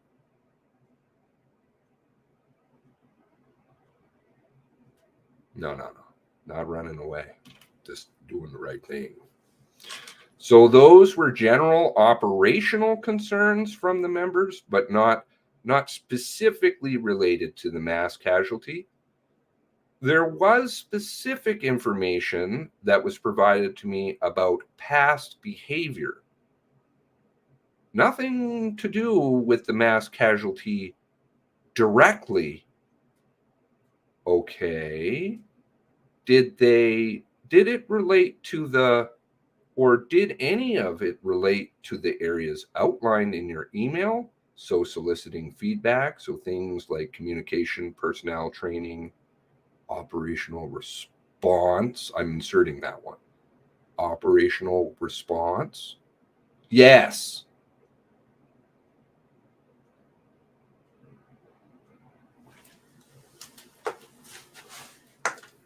So they did fall. There were general operational concerns, but just not linked to the mass casualty. That's right. Okay. I don't believe we received that report. Off the record. I don't believe we've received that report. And so maybe that could be reviewed and considered for production, possibly in redacted form. Government lawyer, Patricia McPhee, DOJ. Ms. Ronsley, are you talking about the CERT issue that he's made reference to? Splitting hairs. No, not the CERT issue, but the report he's just described that he goes through operational or records operational concerns that he received feedback about. Patricia McPhee. I think there's been a confusion here, and so I'll let the witness perhaps clarify. Costa Diamopoulos. Yeah, so no, there was no second report. The only report I produced was that CERT referral and the and operational issues that were brought to my attention that had nothing to do directly or indirectly with the mass casualty event that were reported to me. These are historical issues that are not directly related to the event. However, to provide historical understanding regarding the relationship between RCMP and the Truro Police Service. Okay. And those historical issues, were those also captured in a report or no? Were they just communicated verbally? No, they were all captured in that one report. As I said, Darren Bernard was the one that came forward. The people that spoke to me independently and off the record, I briefed Chief Superintendent Leather on verbally.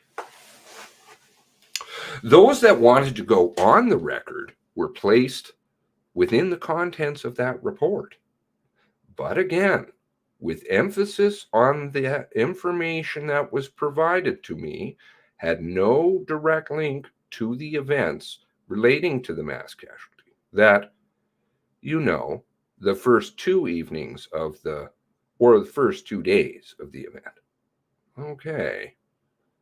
And given that the Commission's mandate also extends to related historical events, wonder if that hasn't already been done, if maybe the report can be reviewed in case there are portions of it that are irrelevant and not privileged. But I'll leave that with Ms. McPhee, DOJ. Well, we'll take that under advisement, but we've already considered the issue. Mark, you're on mute. Mark Underhill, MCC. Sorry, are you done, Emma, with your questions? Emma. Actually, sorry, I was just going to say that. I had one other note here, is at a briefing note was prepared for national headquarters about the concerns that you heard, about members not being supported. I think you referenced, maybe where they're doing their job. So that's one that we should also just check that we have. We may have it, but Costa, I have it here if you want the date. A date would be great. Thank you. The date is June 18th, 2020. And the caption is Constable Mark Doan, Serious Assault, Bible Hill Detachment. One moment.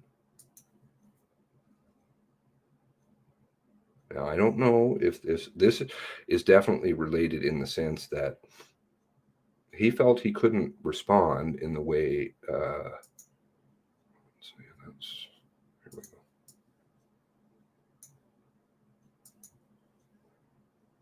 One moment.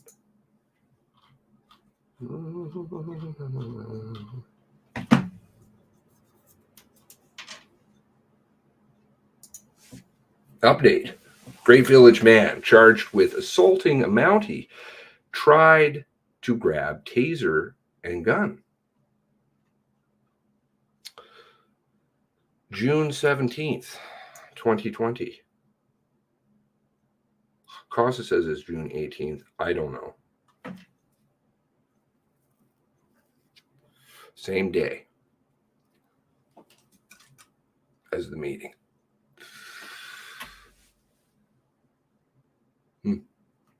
Okay. June 17th, 2020. Meetings Amherst, Bible Hill. Ones where they were getting information. Mounties have charged a Great Village man who allegedly tried to take an officer's taser and gun before a standoff with police Tuesday. Police responded at about 5:30 p.m. Tuesday. This is the day before then. Is that right? To calls about unwanted person making threats to an address on Highway 2. Where on Highway 2? I don't know.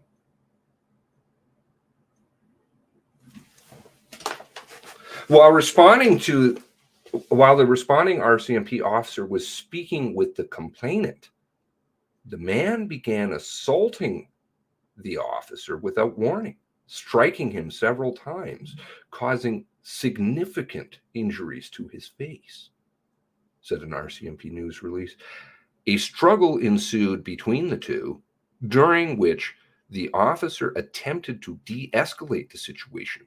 The officer attempted to use conducted energy weapon, taser, which was not successful.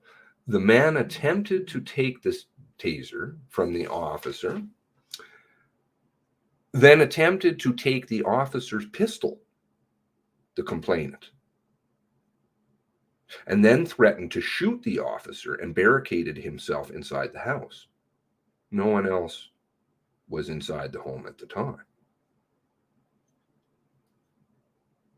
More Mounties responded to the scene, including a crisis negotiator and emergency response team. I don't know. Interesting to note, Darren Bernard is a crisis negotiator.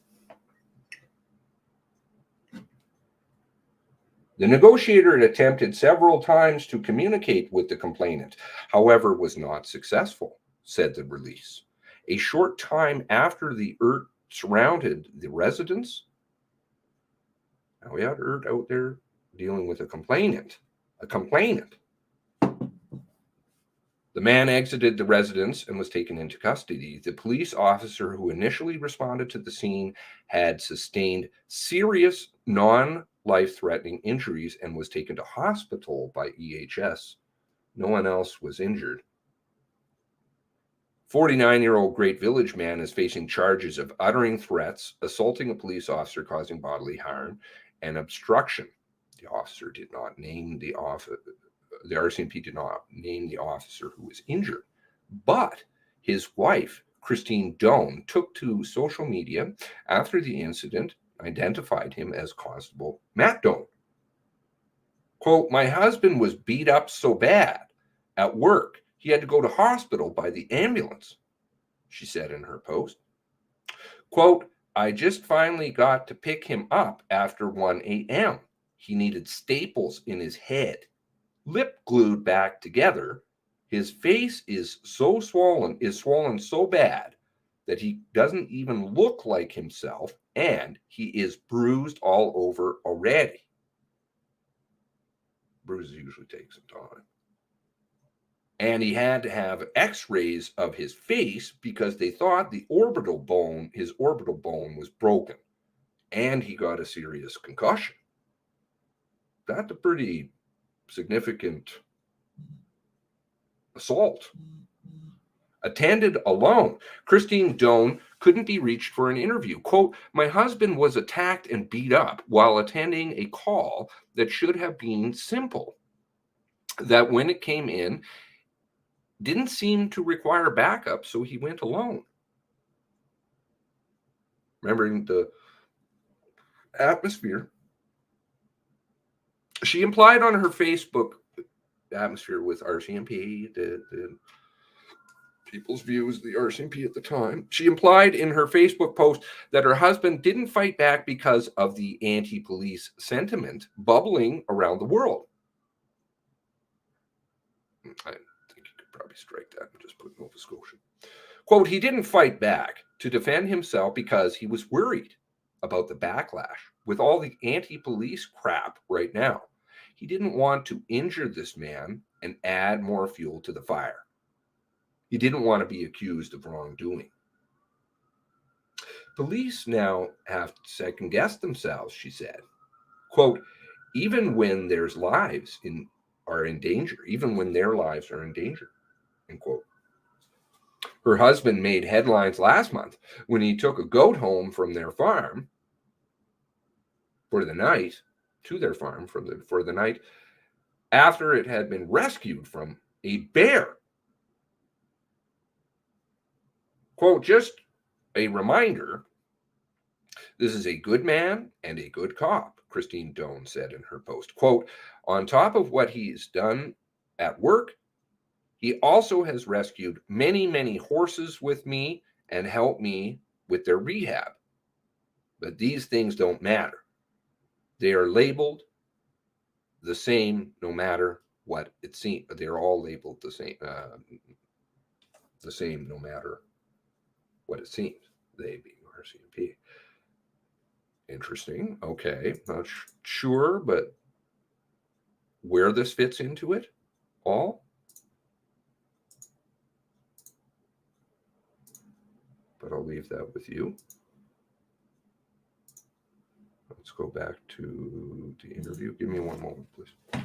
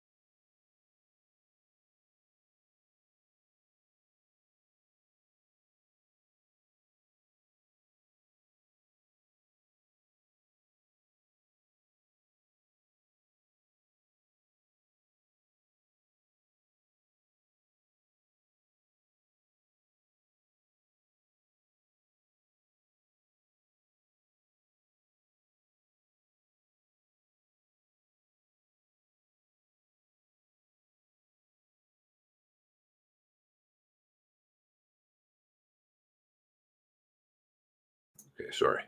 Too much coffee.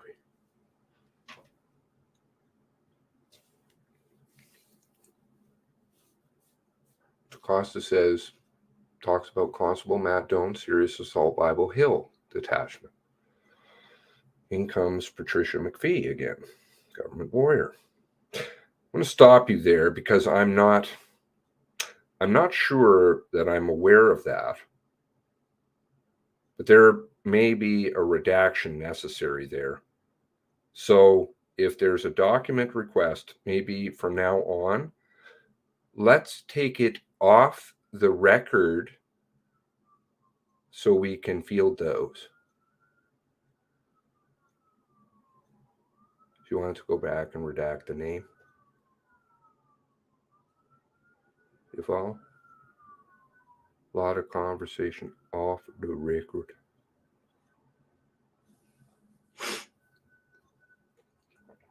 I wanted to go back just so I had some more clarity, Mr. Diamopoulos, on what happened with the concerns raised in the June 13th, 2020 email that we are looking at. Again, the author is redacted on our end. Yes. I just want to make sure I understand that this is before the meeting at the detachment, right?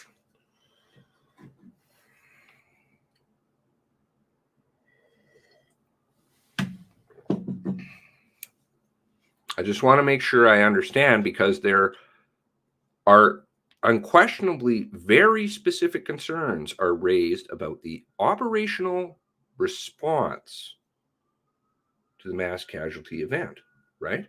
Yes. So what happens with those concerns? What's done about those? Anything? Those are reported to the criminal operations officer, Chief Superintendent Leather.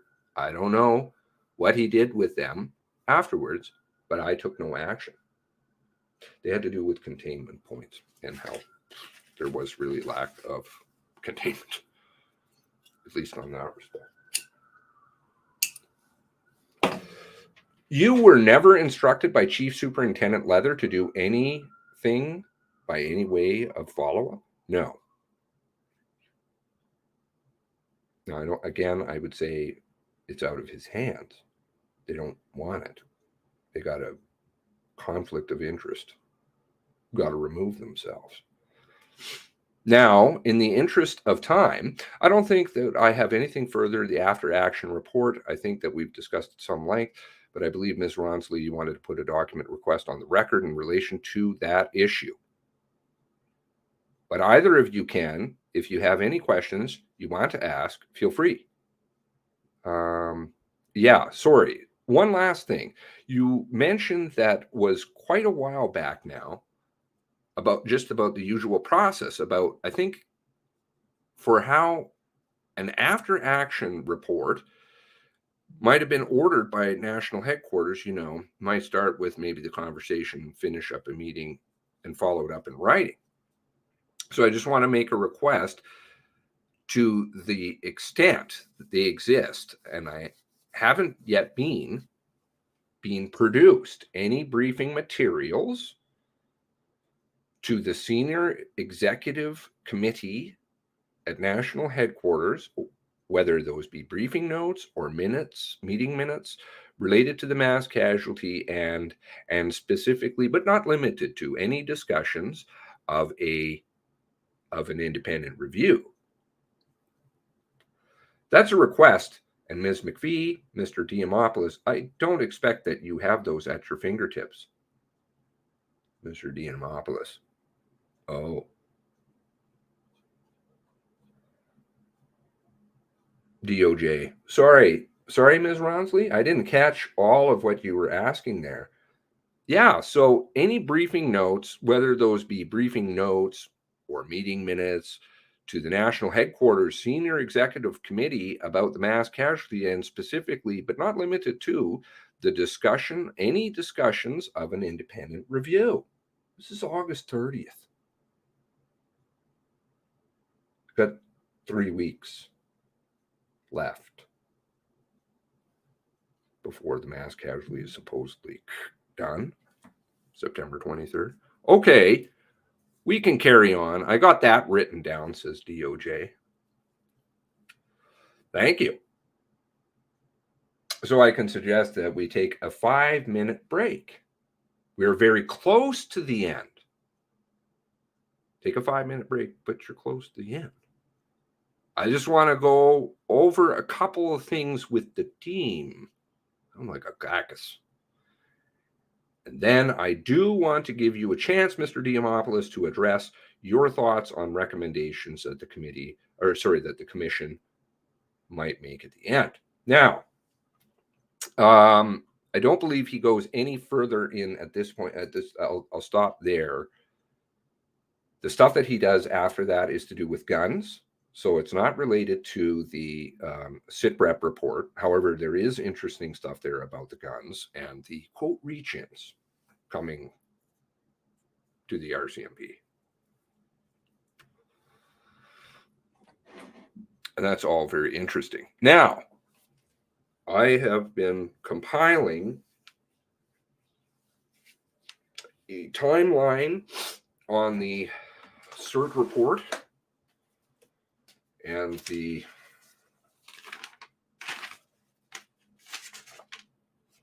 all the different things surrounding it. So then, as a result of this interview, the Mass Casualty Commission, which I think you would agree, the things that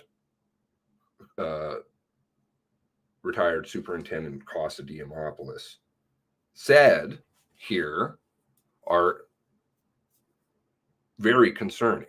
He's very concerned. It appears that like a whole new can has been opened at this point, August 30th, right?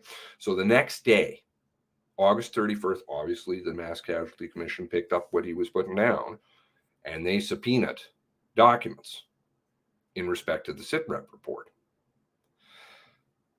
They got back the one. So they issued the subpoena. It was received September 1st. And then they issued the SITREP report, the one SITREP report, I believe, and probably some other unrelated documents. I'm not exactly sure what, though we can go and find out, I'm sure. September 6th, it was sent to the Mass Casualty Commission, the SITREP report. But there were a lot of things related to the SITREP report that were withheld. And as we can, if we go back to Chris Leather's interview, they talk about September 23rd, the final day of the Mass Casualty Commission, the final day in-person hearings. They interviewed Chris Leather again about this.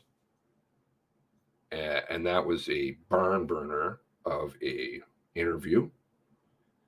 And they were talking in the interview about how notes have been trickling in over the last few days, up into, including the night before. Okay, so September 22nd. There's also documents that come afterwards. And so if you issue notes at certain selective times, fuck off. Okay, you, CSE, you can screw right off.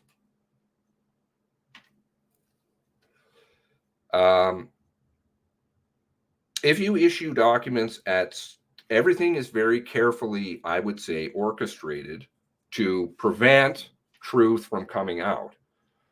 So a lot of the things that I've gone through the documents in terms of the SITREP report would not have been available when they questioned Felix on the 9th of September.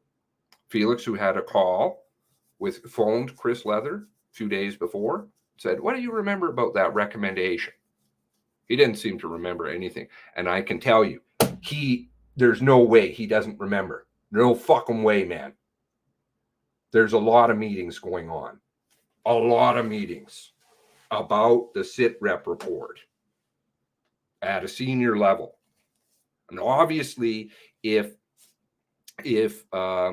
Costa, right? Costa says in here about how the expenses were discussed and how bringing in the outside help.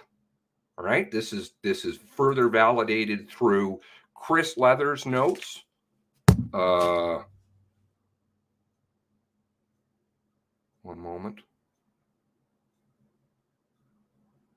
I don't know if I have it open here on my computer. We certainly can get it. That's not what I'm looking for. Shoot. One moment.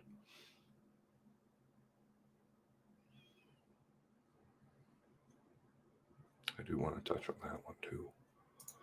All right, let's go to,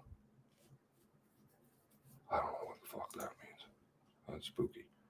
All right. Here.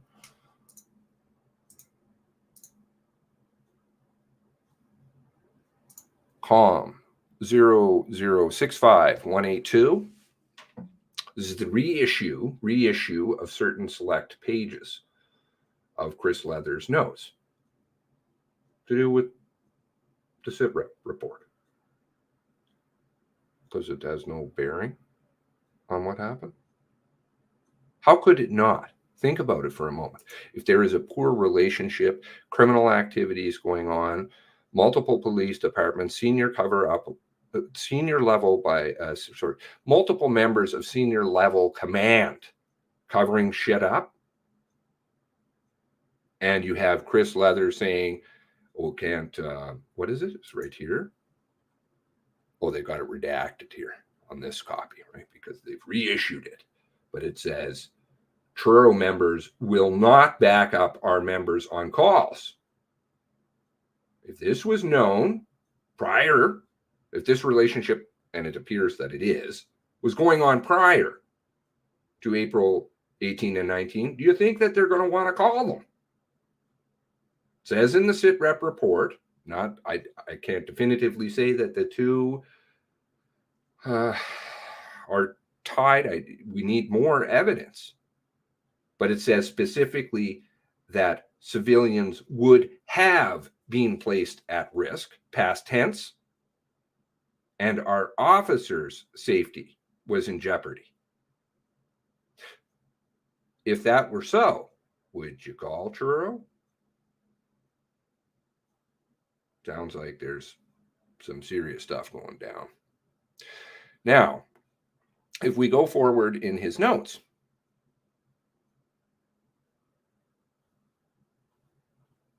to the 17th of July.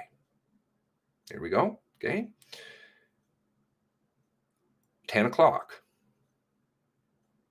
Okay, so the genesis of the taking of the blank statement.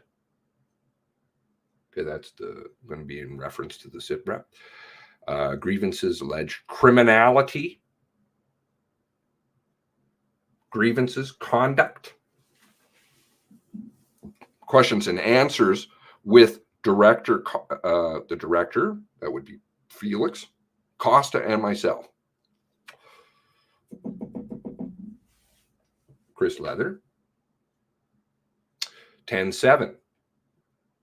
What's that? July 7th. CERT with director, Superintendent Diamopoulos. Referral, blank. Allegations. RCMP, J Division. Okay, so this is, you tell me if you think otherwise, but this is my interpretation. RCMP, J Division, and others, ACERT, money, IIO, BC Independent Oversight Body like CERT, and ACERT is Alberta, money. Okay, so this is the scale of the investigation that they're looking at. And who's going to pay for it? Because according to Felix, it's a nothing burger. It was just a secondhand story from one person. Bullshit! And he knows it. It's huge.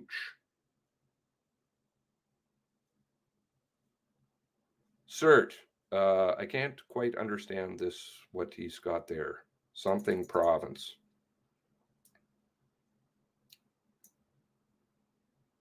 Okay, now if we go to the next line, I don't know if you can decipher this one right here.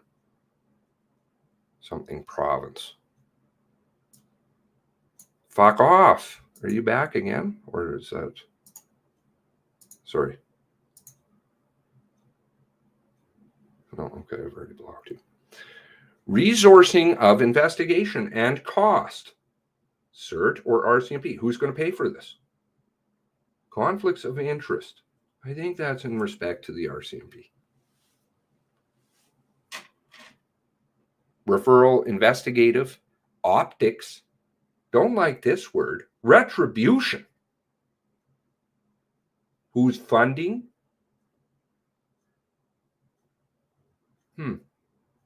Okay, so we have Costa saying that these things were discussed. We have Leather saying it. Okay, those are the two other people at the meeting. Fast forward, whatever this is going to be related to it. Teleconference with Daly, Assistant Commissioner Daly, Rupa, also Ottawa, and Costa Diamopoulos, review and CERT referral. Minister is reaching out to family members. As per discussion, reflow.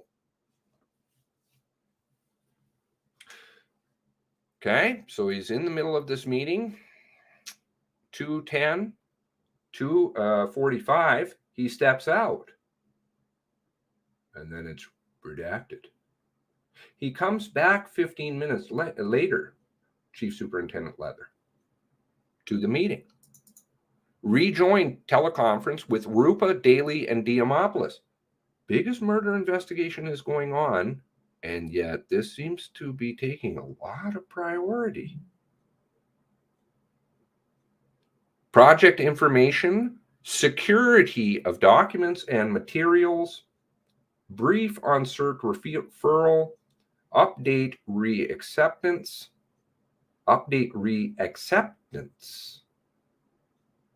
national message, commissioner, timing, and national, and then the meeting's over. Okay. Seems that this is all related to the cert stuff. Don't know. With the exception, I don't quite understand, of the minister and the minister reaching out to families. The rest of it all seems to do with cert. Okay. Let's go over to daily. Daily's notes.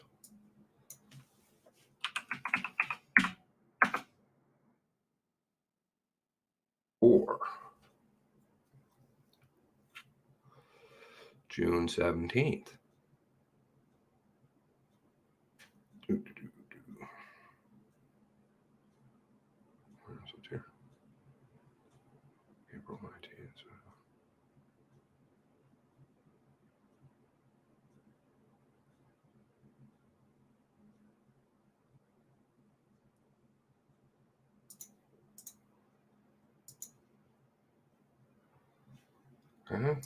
COM 0064625. Let me fast forward. Leather keeps a lot of notes, man. Whew. Compared to other people. Unbelievable. June 12th. Why is this missing? Or sorry, it's July. My apologies. Have I got the wrong month there? Right. My apologies. So, Ixnay, the COM number, 64626. These are all late released notes. All right. So, after Diamopolis and Leather have the conversation, both of whom say that there is money, and Leather mentions reacceptance, we go to here, page 5, 64626. Cert, blank, allegations. Assistant Commissioner met with Director Cashillon today. Now, it doesn't appear as though he does meet with him. There's a subsequent phone call to Daly. He will invoke his mandate. This stuff is interesting. Will invoke the non-disclosure piece. I'm trying to remember what he says that this is. Something, the act that removes, I believe it's removes, director. What? Removes the director. Non-disclosure. But it's being accepted. Invoke. Concerned of costs. Large-scale investigation. He may seek assistance from IIO or ACERT.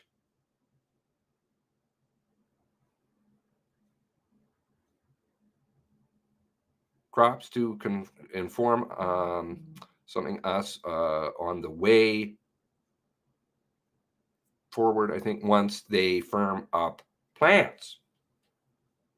Now, this is contrary. So you have an assistant commissioner, you have a chief superintendent, and you have, albeit that the assistant commissioner is getting the information from Chris Leather, about the meeting that he just had with Felix. And then on the phone with Daly, Rupa, right? And Demo. It looks as though this has been accepted. And yet Felix, he's like, well, I don't even remember. What are you talking about? I don't even know. There was something, but it looked like it was a turf war and it was a nothing burger. So I didn't even touch it. Bullshit. Just like he said, there was one statement. He had investigators, follow-up interviews being done. Interviews. He assigned another investigator, I believe. This thing is really, really big. And then he decides to just kind of walk away. And Chris Leather's like, are you going to do something about this? Oh, sends him an email. Sorry, I forgot to tell you, I don't want it. He told him that on the phone. That's what he said. And that's true. He did. But then Chris Leather's like, I want the paper trail. Tell me. Oh, yeah, sorry. Yeah, I turned it down. In an email. Not on official letterhead, which is not done. What does Chris Leather do? Chris Leather follows that up immediately with reporting it again to the commissioner and recommends that this gets reported to the, who was it?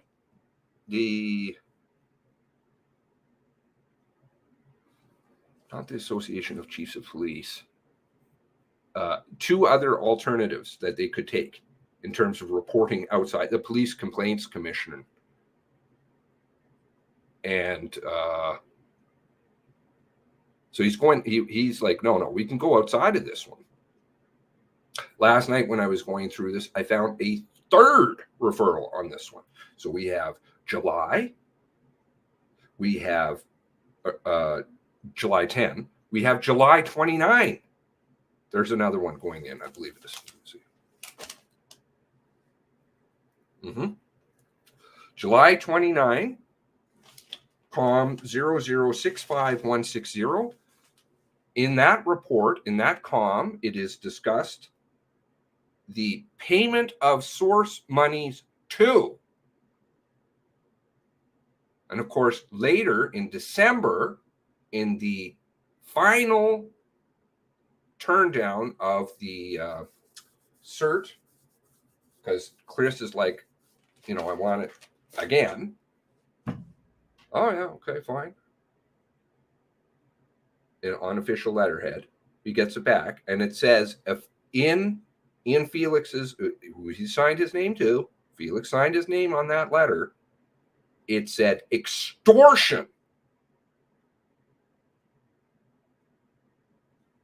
Obviously, Felix thinks that it's pretty fucking serious. I would say, since you have three people, and Felix is like, nah, there was nothing there. You have meetings, multiple meetings going on. Multiple meetings. You have meetings November 24th with Bergerman and Felix that he just doesn't remember. I think we talked about an Airbnb. There is a meeting in her office.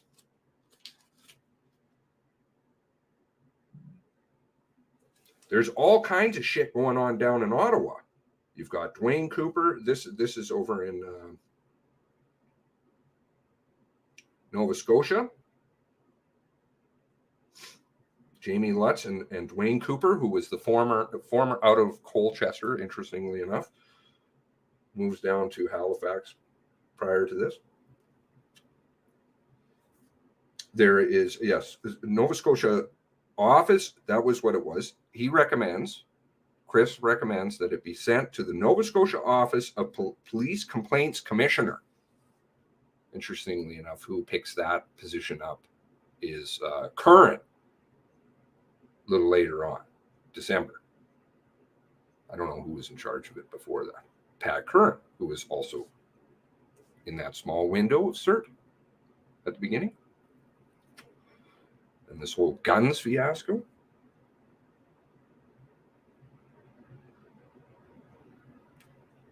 And there's some other redacted agency that it's recommended to go. November 4th, there's a meeting with Rupa and Daly and Leather and Demo. November 5th, there's a meeting, Daly, Rupa, and Gray. November 24th, there's the meeting with Felix and Bergerman. I mean, there's a lot of meetings going on about a nothing burger. Honestly, this thing is fucking red hot. July 27th, there's a meeting with Costa, Felix again. I don't remember anything. What are you talking about? Felix, Chris, on a phone call. September 21st, there's another meeting. Unbelievable. Now, let's go to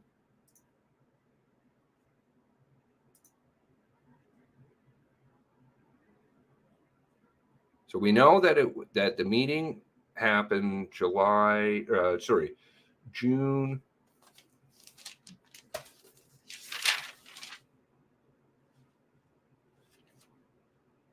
June 12th is the email from Halliday. Okay. June 17th is the meeting with Bible Hill and Amherst. The demo's like, I got to get out of here. Whatever you told me here, Sergeant Bernard, I'm out. I got to shut down everything to do with this and walk away.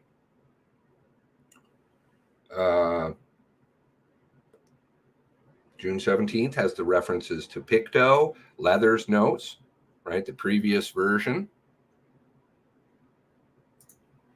This one, right? Met with Costa, Janice Gray. And that point in time, she's heading up IMT, Issues Management, Costa's boss, essentially, though he says de facto he was, I think, re-Pictou. And I believe that we may have determined that was, thank you, Nikki, for that. Many thanks to O'Dear, because she keeps track of the documents, right? And so when a document popped up, she linked what the comm was in chat, and I read it aloud, September 23rd. The comm, or the SITREP report. Nikki, maybe this is Shari Pictou, TPS, Truro Police Services, who was seconded at the time to Bible Hill major crimes. You know, where Wayne, Skippy, and Jerry, and the investigation for all of Portapique takes place. Yeah, okay. And formerly Truro, but then after a 20-some-year-old career, it appears as though Shari, if this is in fact Shari Pictou moves to the RCMP. Interesting. You can walk away from your old career. Maybe it's just a good time to move. Who knows? Pictou statement at Crops, pre-meeting with commanding officer. Truro Police Services. 2-hour recorded statement left December 2019.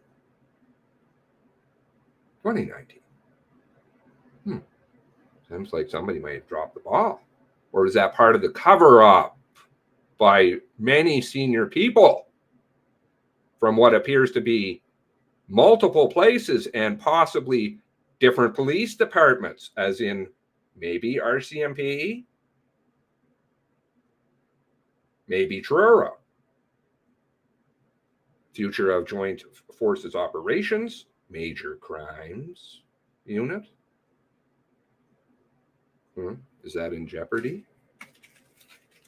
Detective Constable Lake, the same one that does the CSINS 2011 bulletin investigation, because he was seconded at the time from Truro to Bible Hill. Interesting. He got a bump. How come to light? Through Sergeant Bernard. Town Hall. Operational input post Portapique. Sex. Privileged issues. Privileged. Oh. that not irrelevant, that privilege? Predatory allegations. Blank focus, much of the information of impropriety. Chief Cachetto, Julia Cachetto, who retired. Long career with Halifax, then moves over to Kentville. First woman appointed as a chief in Nova Scotia.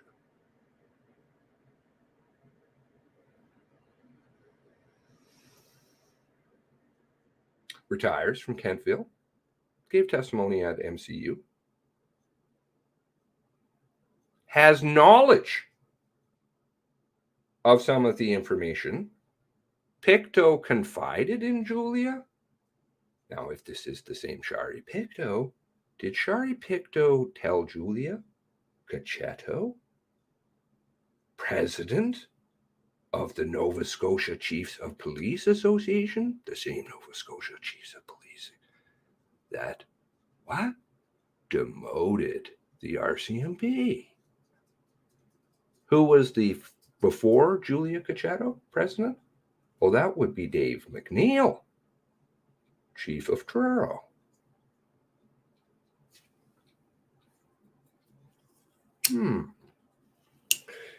Julia Cachetto also is co-chair of the Domestic Violence Committee, subcommittee on the Nova Scotia Chiefs of Police. If Shari Pictou had confided in Julia and nothing was done about it, oh, that not very good. You'd think the first woman chief, the advocate for domestic violence, would be supportive of another female officer. I'm not saying that she didn't. I don't know when she learned. I don't even know if it's the same Julia. I don't even know if it's Shari Pictou. But there's a decent evidence to lay that way. A couple of days to go on the preliminary report. Chris is very concerned about this stuff. He's got the biggest mass murder to do. And he's leading Nova Scotia by proxy. Because who knows when it appears that Lee is going to show up for work. Excuse me. It does say A/CO on the cert referral. July 10. That's acting commanding officer, Leather.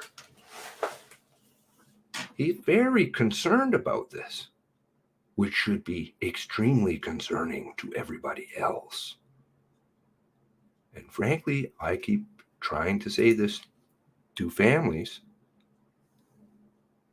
This may well have impacted the response in Portapique that night. This affects all of Nova Scotia, not just families, because everybody was terrorized for a long time. Could it have been shut down earlier? Operational issues. A Truro police officer, members of Truro will not back up our members on calls. Did that exist April 1819? If that were so, all this criminality, cover-up garbage, right? It's a lot of moving pieces here. If that were so, that certainly would impact April 18 and 19. I don't like that guy. Fucking man. Fuck that force, man. A Truro police officer, long blank. It's either a very long name or it's got a title in it. Big RCMP hater. Okay. Now, just recapping. Let's go to Costa Diamopoulos's notes.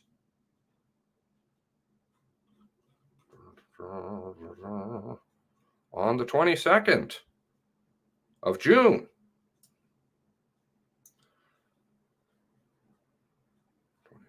22nd of June. There we go. I'll try and muddle my way through this one. I think, oh dear, kindly type something up for me. But I actually, this writing, I don't seem to have a lot of problems. He's got kind of nice writing. So June 22nd. Remember, the meeting is 5 days earlier. I believe he'd spoken to him already at that point in time about all this. He had. How long? Was it 2 hours? And now he's going back for round 2 with Darren Bernard. At Amherst Detachment, conducting follow-up meetings, Criminal Operations Officers request, Amherst and Bible Hill. We've got another set of meetings. Were they asking more about this? Met with Sergeant Bernard Millbrook, First Nation Police. Sergeant Bernard expressed concerns to me about Truro Police Department and the relationship between RCMP within the context of operations. Sergeant Bernard was very upset, right? His statements, he's got quite a tongue. Good for him. About what Truro Police were saying, and felt that they were taking advantage of the homicides to lay public criticism on the RCMP for what he describes to be a concerted campaign to have the RCMP replaced in the surrounding area so that Truro Police could take over. You know, that tasty Colchester contract.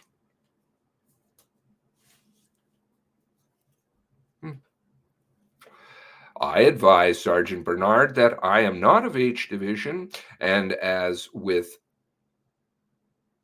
such have no knowledge of the history of any relationships, nor do I know the people. Okay. Irrelevant. Sorry, this is all 2 pages here, right? Left, right. Irrelevant. Now we're at 3.5 pages or 3.25 pages. Irrelevant. Irrelevant. Now we're at 5 and change pages. Irrelevant. Irrelevant. Now we're at 7 and change.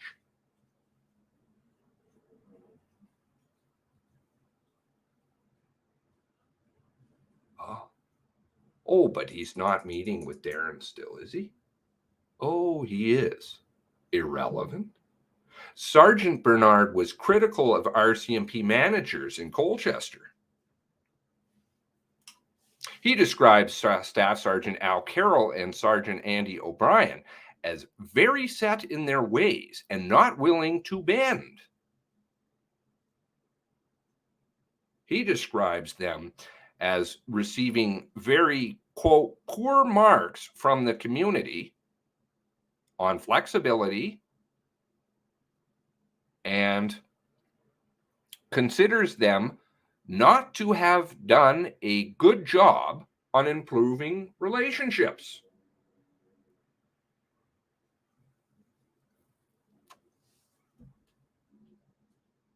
Irrelevant.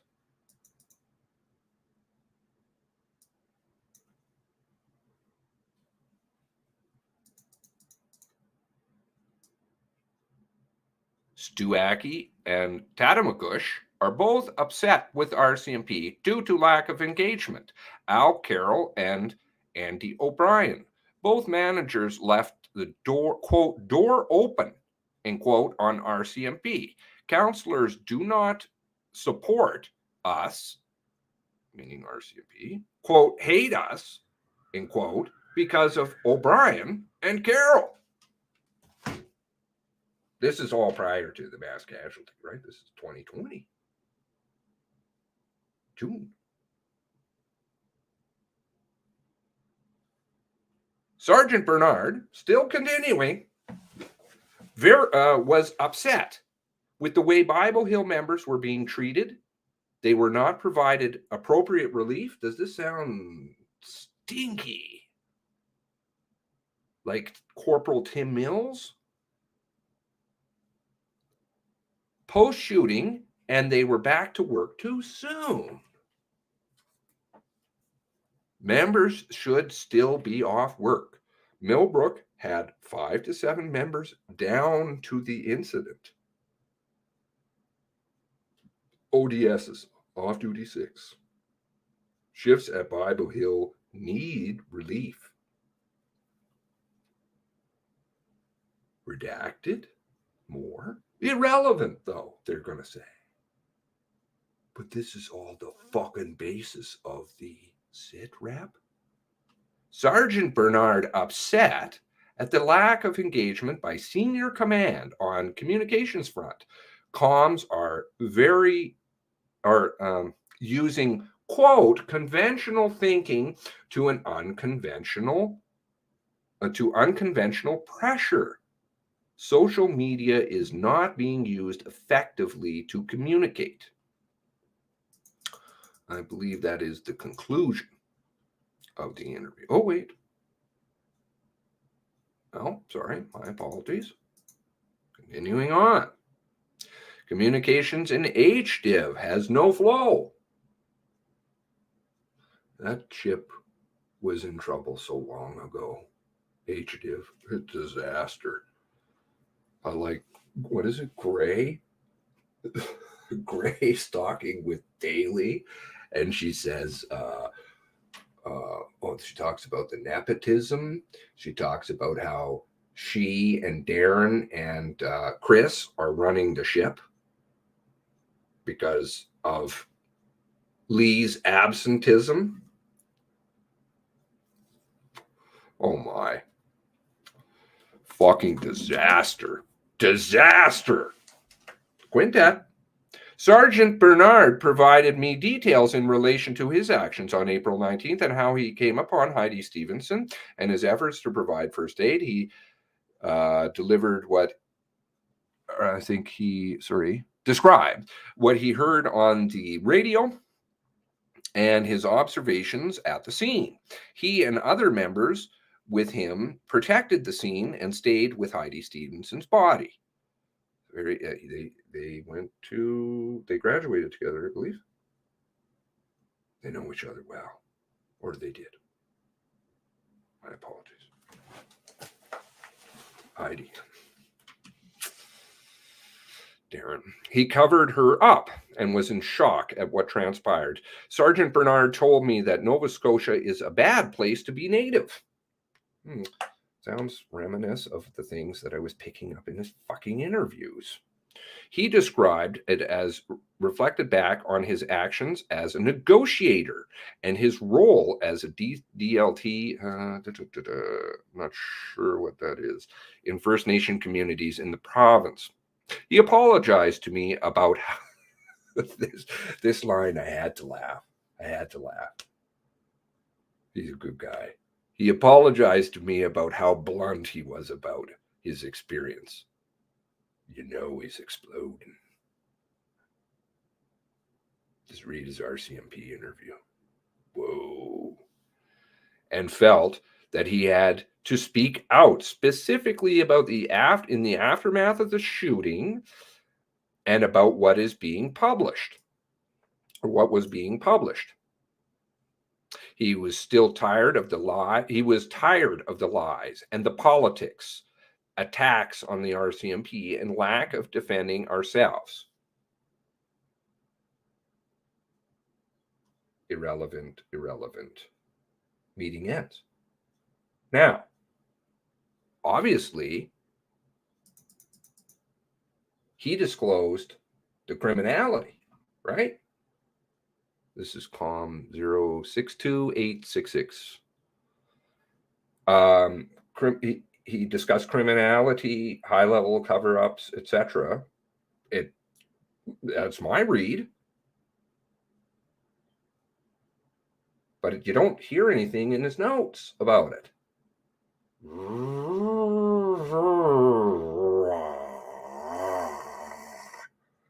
All the black.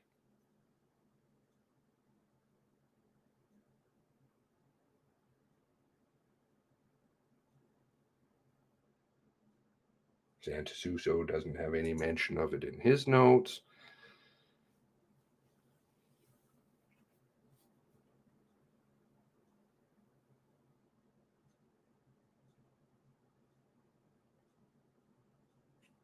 I can't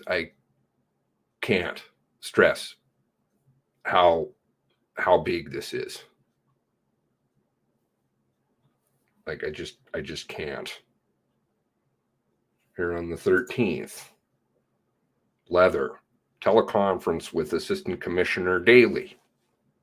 Diamopolis, recert referral, the province on blank issues. Diamopolis file overview to Dennis and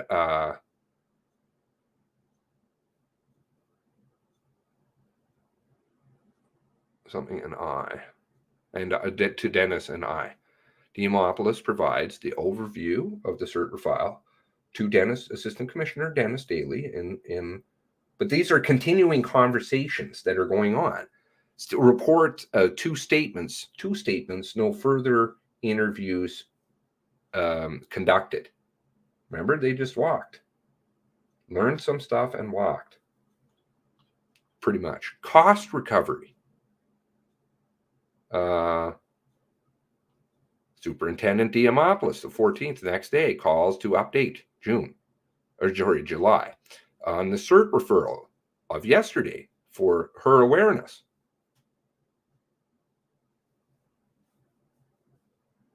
In case of media or counterpart inquiries from DOJ, cert and blank. Significant media fallout was what it said. Recommendations on the cert referral. That's what it said at the bottom of it. Significant media fallout if cert were to proceed.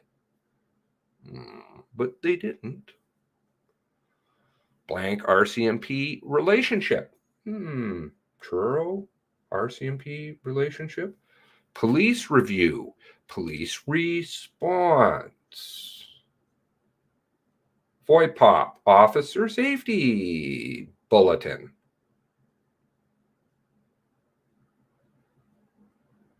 Which came from where? Truro. That's right. I'm just stating it how it is. I'm not trying to defend or go after anybody. It's just the facts that I can see. You go to Leather's notes. Yeah, this little doozy. I believe that I'll bring that up anyway. June 12th. Relationship with Nova Scotia Chiefs. Past President Dave McNeil. Truro. Julia Cacchetto. Current President. Officer Safety Bulletin as a subnote. Retention, purge, Bulletin Wortman background. Privacy versus public safety. Okay.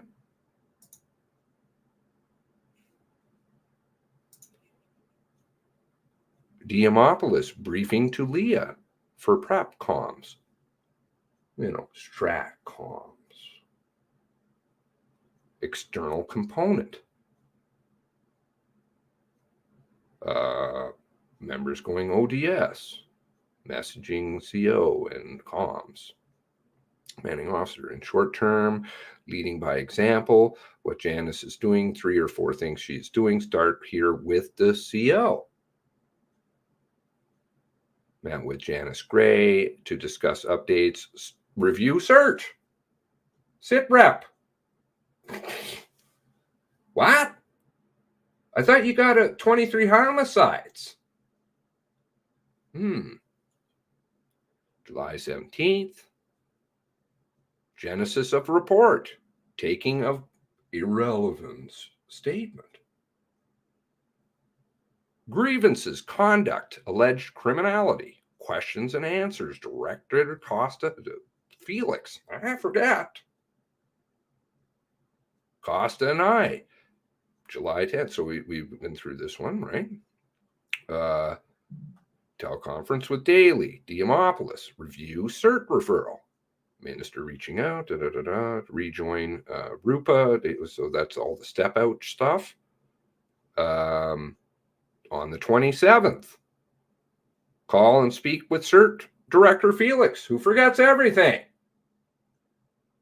What? Oh, blank assistance matter. Memorandum of understandings. We'll look into this. Billing, DOJ. Notable to assist CERT with divisional resources. Well, I guess Felix is looking for help with his nothing burger. Well, I thought it was one report on secondhand information. That's what you said in your September 9th interview. You know, after you talked to Chris Lather.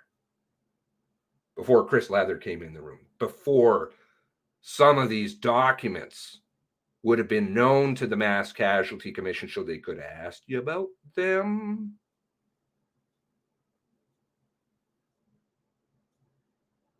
But they couldn't because they didn't know.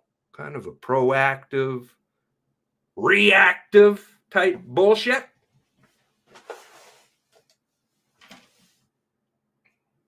Pass on referral to discuss with EMO RCMP member appropriateness of outreach to either given CERT investigation. Will investigate. Over. Well, that was an hour and a half meeting right there. They have meetings. But again, it just seems to be an Airbnb discussion, like the Airbnb discussion with Felix doesn't even remember being in her office. Sounds like he being director, Felix Cashillon, is in Lee Bergerman's office for another meeting regarding this one. And the November 24th, to which then what happens? There's a really great timeline that gets built out of the shit, man. It's pretty awesome. December 16th, there is a meeting. Leather meeting with the commanding officer. 15 minutes later, he meets with Felix. She meets with Felix. They conduct interviews. Refer to the minister, refer the issue to the minister in the new year. Because it's a nothing burger? Really? And the next day, the official CERT refusal. Potential extortion of large sum of money. Criminality. Cover up. Senior officers. And Felix says, well, you could refer this to the Nova Scotia Department of Justice. Because it's nothing. Right?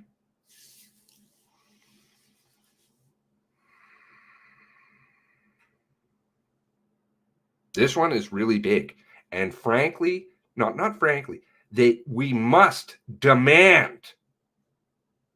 Not like, could you please, mass casualty, could you please, politicians, could you get on that one? Please, media. Like, fucking come out in droves. the Mass Casualty Commission has to reconvene and come out with all of this stuff. They have to bring in all of the people involved, and the ones that were questioned prior, now given some of the knowledge that we have, get re-asked questions, and all of the information that DOJ is keeping, what is it? Locked up in rooms, secure, on secure encrypted hard drives, I believe is some of the shit that they're using. This stuff is out of control with this report. This report and this report only that I know of. There are specific emails in respect to this. Locked in secure rooms. Really? Because it's nothing. See, it's fucking nuclear is what it is. It's just waiting. Waiting.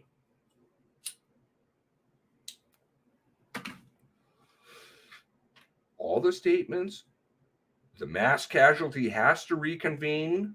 There is no way, conceivably, I've gone through it in my mind, no fucking way that this did not impact April 18 and 19. No way.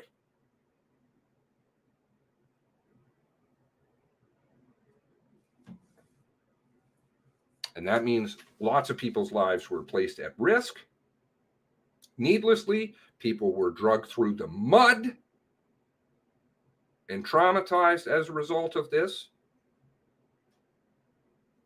And people may have been murdered needlessly because they couldn't get the response, because people can't get along. Is some of that due to poor relations with Lee Bergerman, not attending certain meetings and things like that? Sounds like it. That sounds like some of it. Sounds like there's fucking crimes going on. This is crazy. Large sources, extortion of large sums of money. Why would Felix write that if he thinks it's nothing? Where's that letter?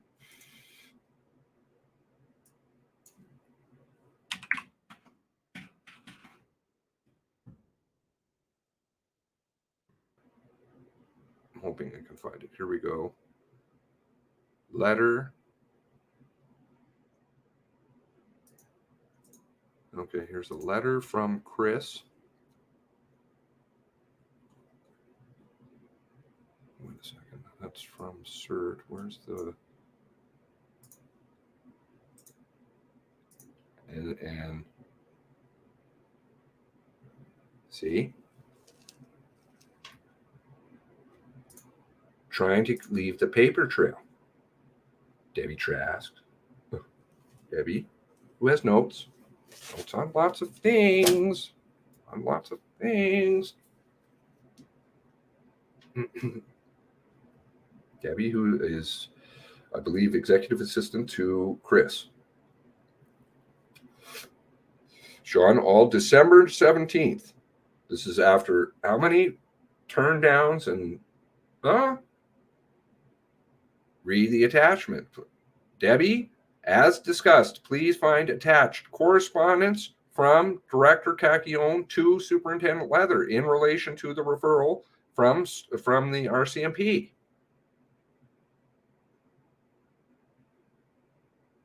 Chris isn't going to spend time doing nothing. He's busy with all kinds of shit. Here is the refusal letter from CERT.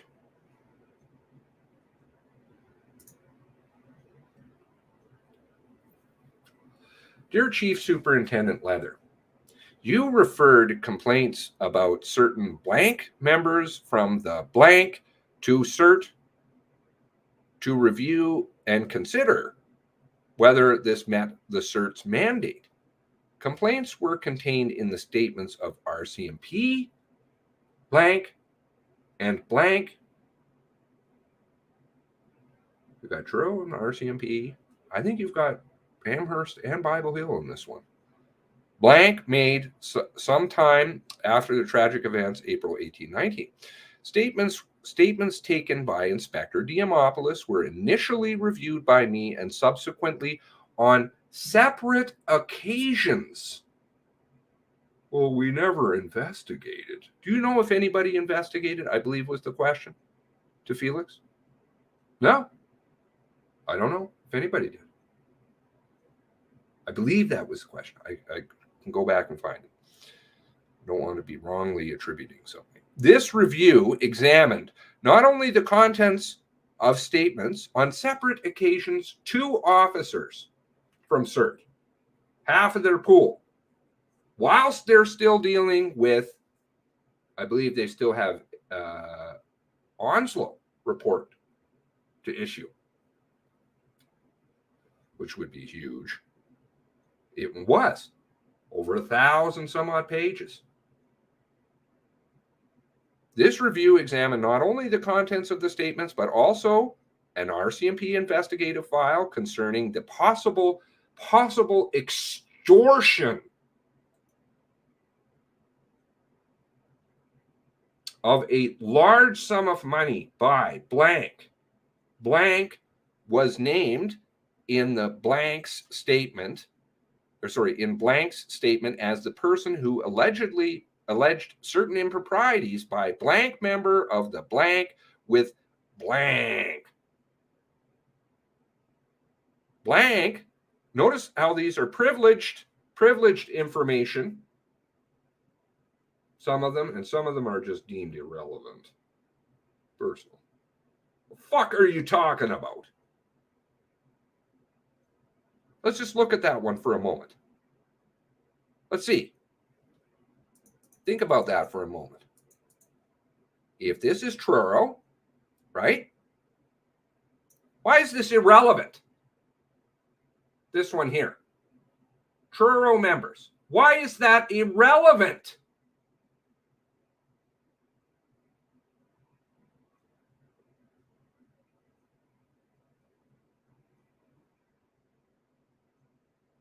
C4 is the designation for, is it personal? I can't remember. This is fucking crazy. Not irrelevant at all. It's an organization. It's not its health. If there's something going on, let the investigation go where it should. I'm not finding guilt with anybody. Reasonable people, critical thinkers. Sometimes I jump to conclusions, yes. Sometimes they're wrong. Sometimes I get fired up. But it's about finding the truth. You can't do that if you fucking redact shit.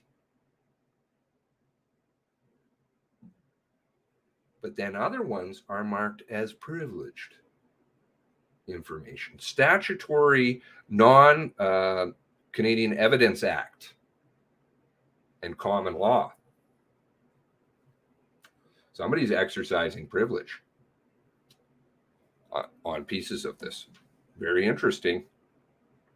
Was interviewed by our investigator and denied knowledge of the blank member committing any criminal offense. A review of the complaints made in the statements blank and blank, together with other information examined in our review, to this point, to this referral, being one that does not meet CERT mandate. Really? I think it does. I know Felix was using a different copy of the agreement. Oh, it's a different one than we have here, says the mass casualty. Okay. Other information examined in our review points referral does not meet CERT mandate, but rather one that may be considered by Policing Services section of Nova Scotia Department of Justice if you choose warranted. But I thought it was nothing. So if it was nothing, Why on December 17th, after multiple investigators, after multiple different reviews, are you saying that it should be maybe referred to the Department of Justice? Somehow, I think you know that it's something. I think y'all know. And I frankly think some people, seems like Derek Santasuso and Chris Leather, at least, fucking see one as personal. Thank you. My mistake. And the redaction colors are also, I think, defined. White is mass casualty. I believe black is federal.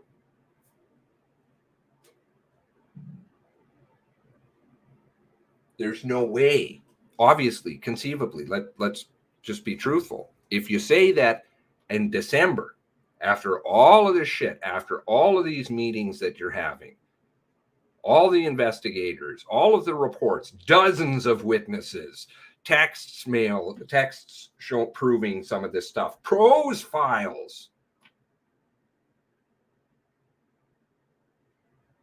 senior cover-up, concerted efforts, extortion, sex, and source monies being paid to someone as of the, how does it read? I want to make sure I've got the quote right here. Where is it? The July 29th referral. I don't know if I have that one open. Why is there another one? You know, how many referrals do you need? Let's see here. Where was that?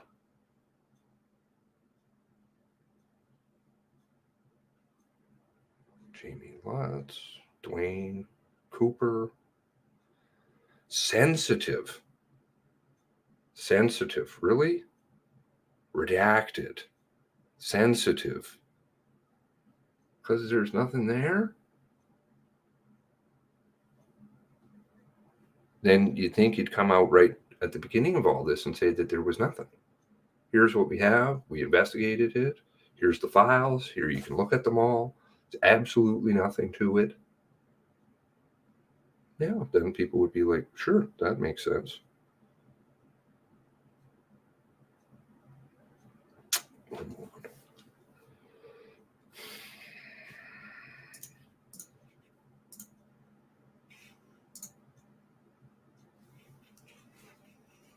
That's a spooky message. Maybe I should just leave it there at the last message too.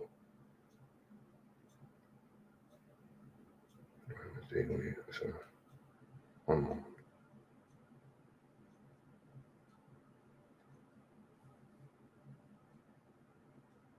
That's the July 10th. There's a few of these going around.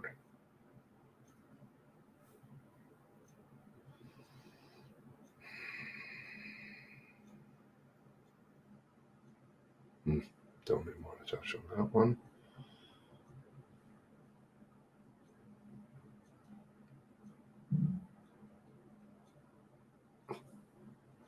Please knows.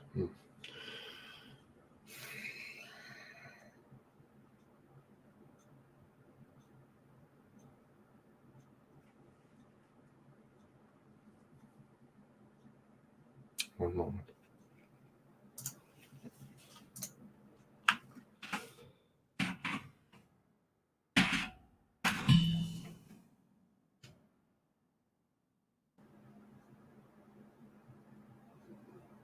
I must have it open on a tab somewhere.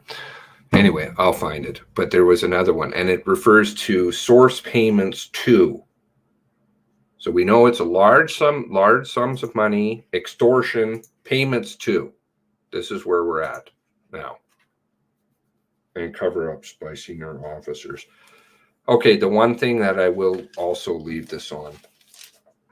I came across this one. I don't even know what to make of this.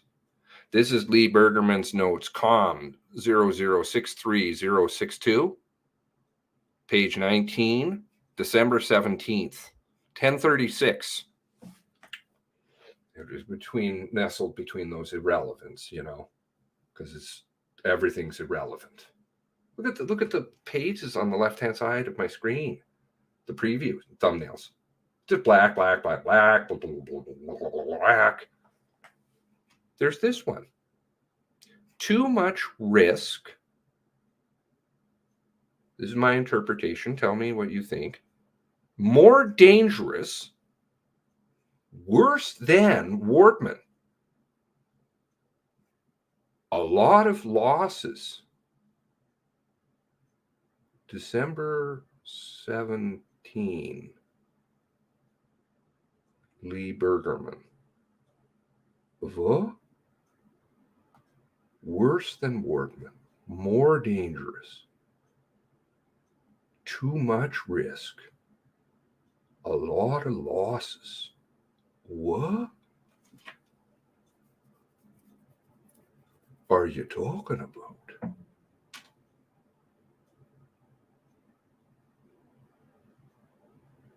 Ray? Any thoughts? Black is redaction from Department of Justice, Prime Minister's Office, Privy Council. Too much risk. That's. I realize my screen it's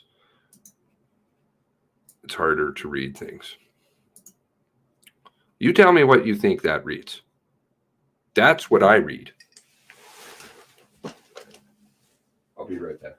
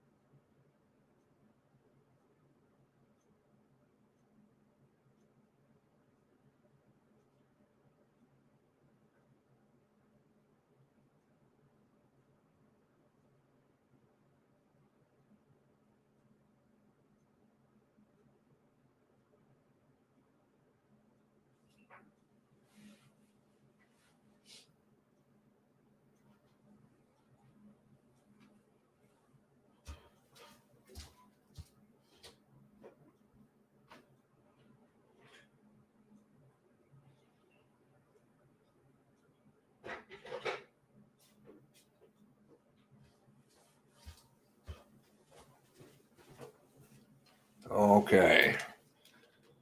Let's see if I can get your interpretations. All right. Invasion. Please tell me what you read. I would appreciate it. My eyes aren't that great, so and just like mine's, more eyes better. Too much risk, more dangerous, worse than Wortman, a lot of losses. Invasion reads, too much risk, more dangerous, worse than Wortman, a lot of losses. Okay.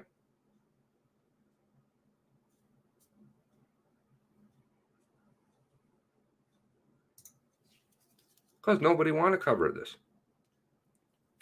They only want to cover it up, Becca. That's why. It's like a lot of people want to be silent in this one. Always wanted to be silent. Why? That's a good question. People will ask. Huh? You weren't saying anything, though. Why was that? Why was it that you were being so quiet?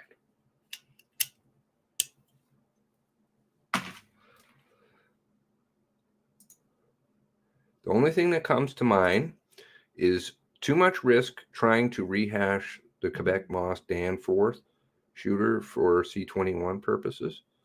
What is happening on December 17th, roughly?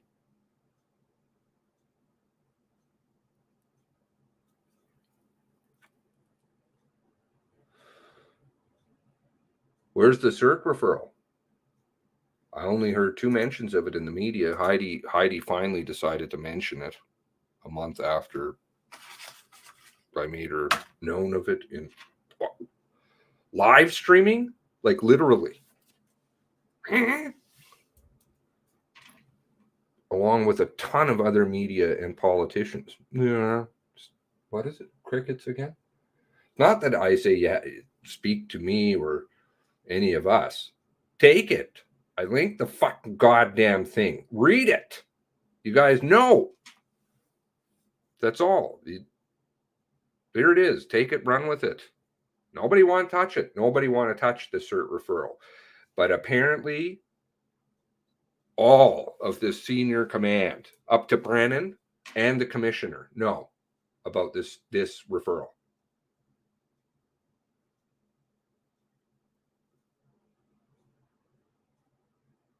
Well, I don't give a good goddamn about clearing nothing. Nobody fucking tells me what to do.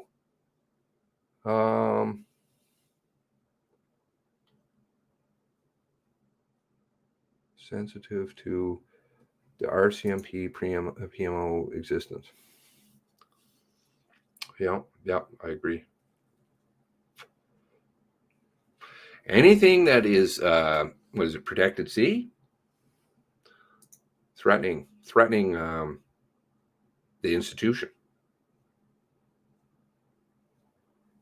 or government.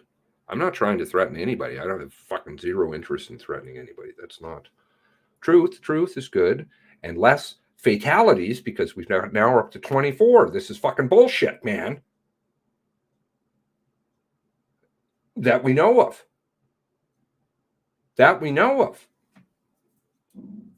I would think it's a fairly safe assumption that there's some other people that probably this has cost them too much trauma in their lives. And in speaking to some family members, it absolutely has ruined them. And this could be you, could be your kids.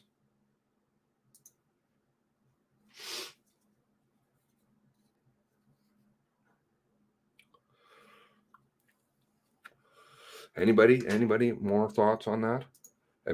Is anybody reading something different?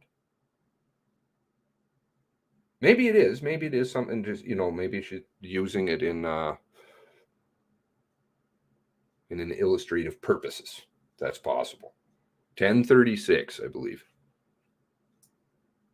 Try to gain context on that. Don't know. Maybe she's having a phone call with somebody. And that's, something came up and they're like, oh, it's too much risk, so it's more dangerous than Wardman. Well, what's more dangerous than Wardman? If we're being both literal, well, that's fucking worrisome. And if we're being figurative, well, that puts a whole new spin on something. Could be dozens more. Yep. Those of you who are certainly playing for the right team, even the people who are playing for the wrong team, right? Wearing Depends, shit in your pants. Oh my God, these people are just going to keep going. It's costing everybody. That's what lies do.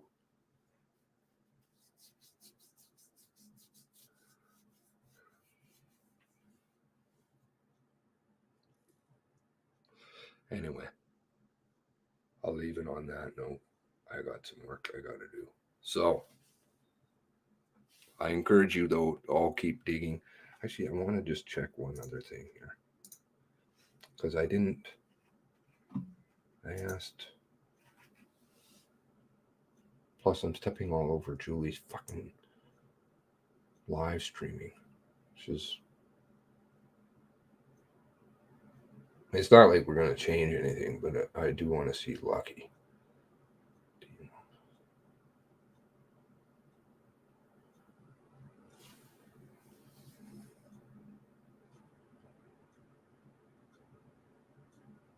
Yes, that was another question I had was in reference to why is it specifically on June 12th? This is coming up.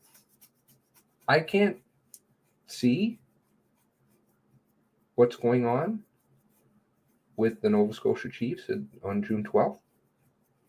Something's going on in the background.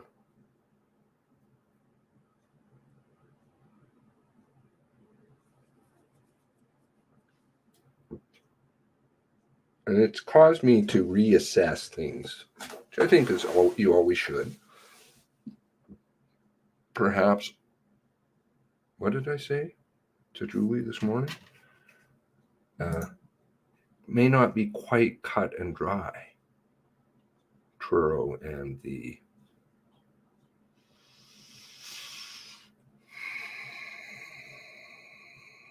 being a hero narrative. I don't know. You know, maybe there's a whole other side. There should be. There always is. And I don't want to come here and tar and feather the RCMP. I have I certainly know that there's extremely serious problems within them that need to be fucking cleaned up, like ungodly. And it appears, which I don't think is too far of a stretch, it's already been shown in some other cases that there are legitimate, and I'm not using hyperbole, there are legitimate criminals within the RCMP, the upper management, criminals. Maybe that they haven't been charged, but perjuring yourself in front of Parliament, that's a big problem. And that's been found. The diversion of monies from their pension fund, that's a big problem. Those are on the record. Okay. And if you have any thoughts, as always, please let me know. And feel free to tweeters me or do whatever that is over there. And you can email me too. Sometimes I read them. I don't mean to be rude. I just don't deal with the techie stuff very much. Somebody was arrested. Somebody. Don't know if it's an officer, but somebody was arrested. I mean, that thing has it's explosive. And the way that it's worded, it's very carefully chosen, concerted, overt, criminal acts, very serious criminal acts, multiple Police Act violations. It's not a small thing. Those are very carefully chosen words. Chris is the one who signed off on it. I don't know who wrote it. I believe Jamie Lutz wrote it.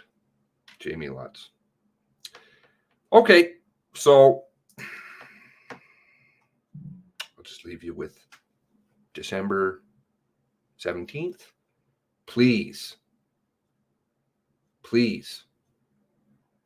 I implore you, make a phone call, go down to your MP's office, make a phone call to their office, make a phone call down to Ottawa. It's 1-800 number, I think. Drop some stuff on the media. Let them know this SITREP report is extremely serious. This is our national police force. And there are good people within there that want to clean it up, that really do. And If my perception of it is right, I believe Leather's a good guy. I believe Santa Suso is a good guy. I've heard good things about both of them. Again, I have my apologies to Leather.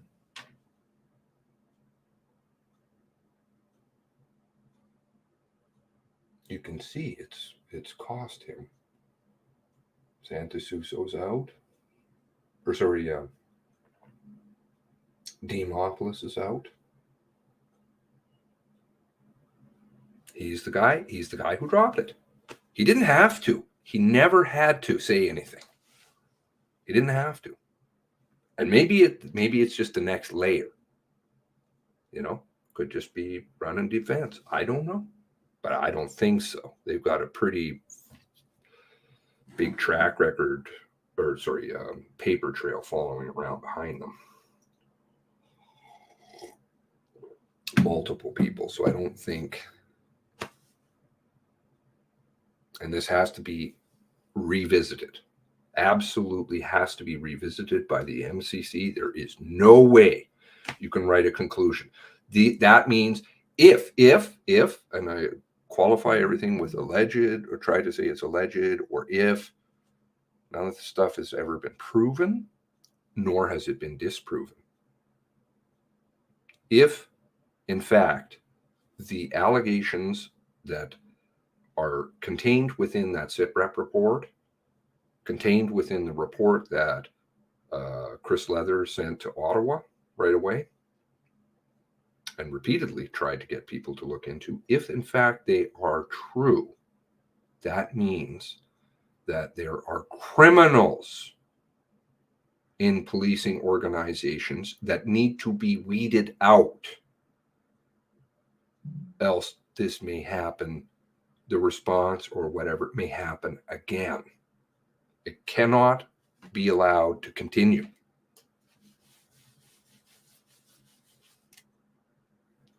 So the trauma goop and all of that stuff, you want to do something, there's good people in the MCC too. Do something about it. Extend those orders in council.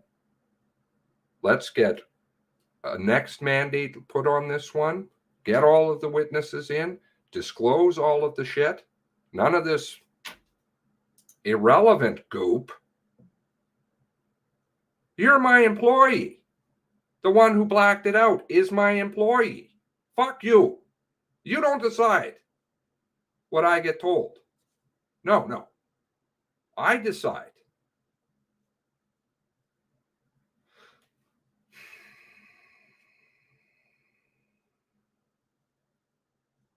This can't be allowed to go away, and God's not going to let it go away. God will not let it. And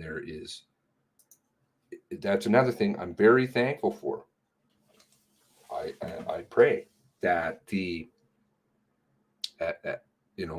people were like, well, let's shut the fucking MCC down. It's not doing anything. No, keep it going, because the papers that, at least, even if you only gave us, what does it work out mathematically, 7% or less of what you actually have, and of that, lots of it is blacked out. There are lots of documents in there that will be used in the future for other crap. Win. That's a win. Absolutely, you can link. You can link whatever. I mean, my grandmother probably would not be impressed with my mouth, but whatever. We are who we are. The world has shaped me a certain way. So I don't apologize for that. God bless you all. God bless the 24. Get on them. Get on the media. Get on the politicians. Like, it's incumbent on you. You. I'm speaking to each of you individually. It's our responsibility. God bless you.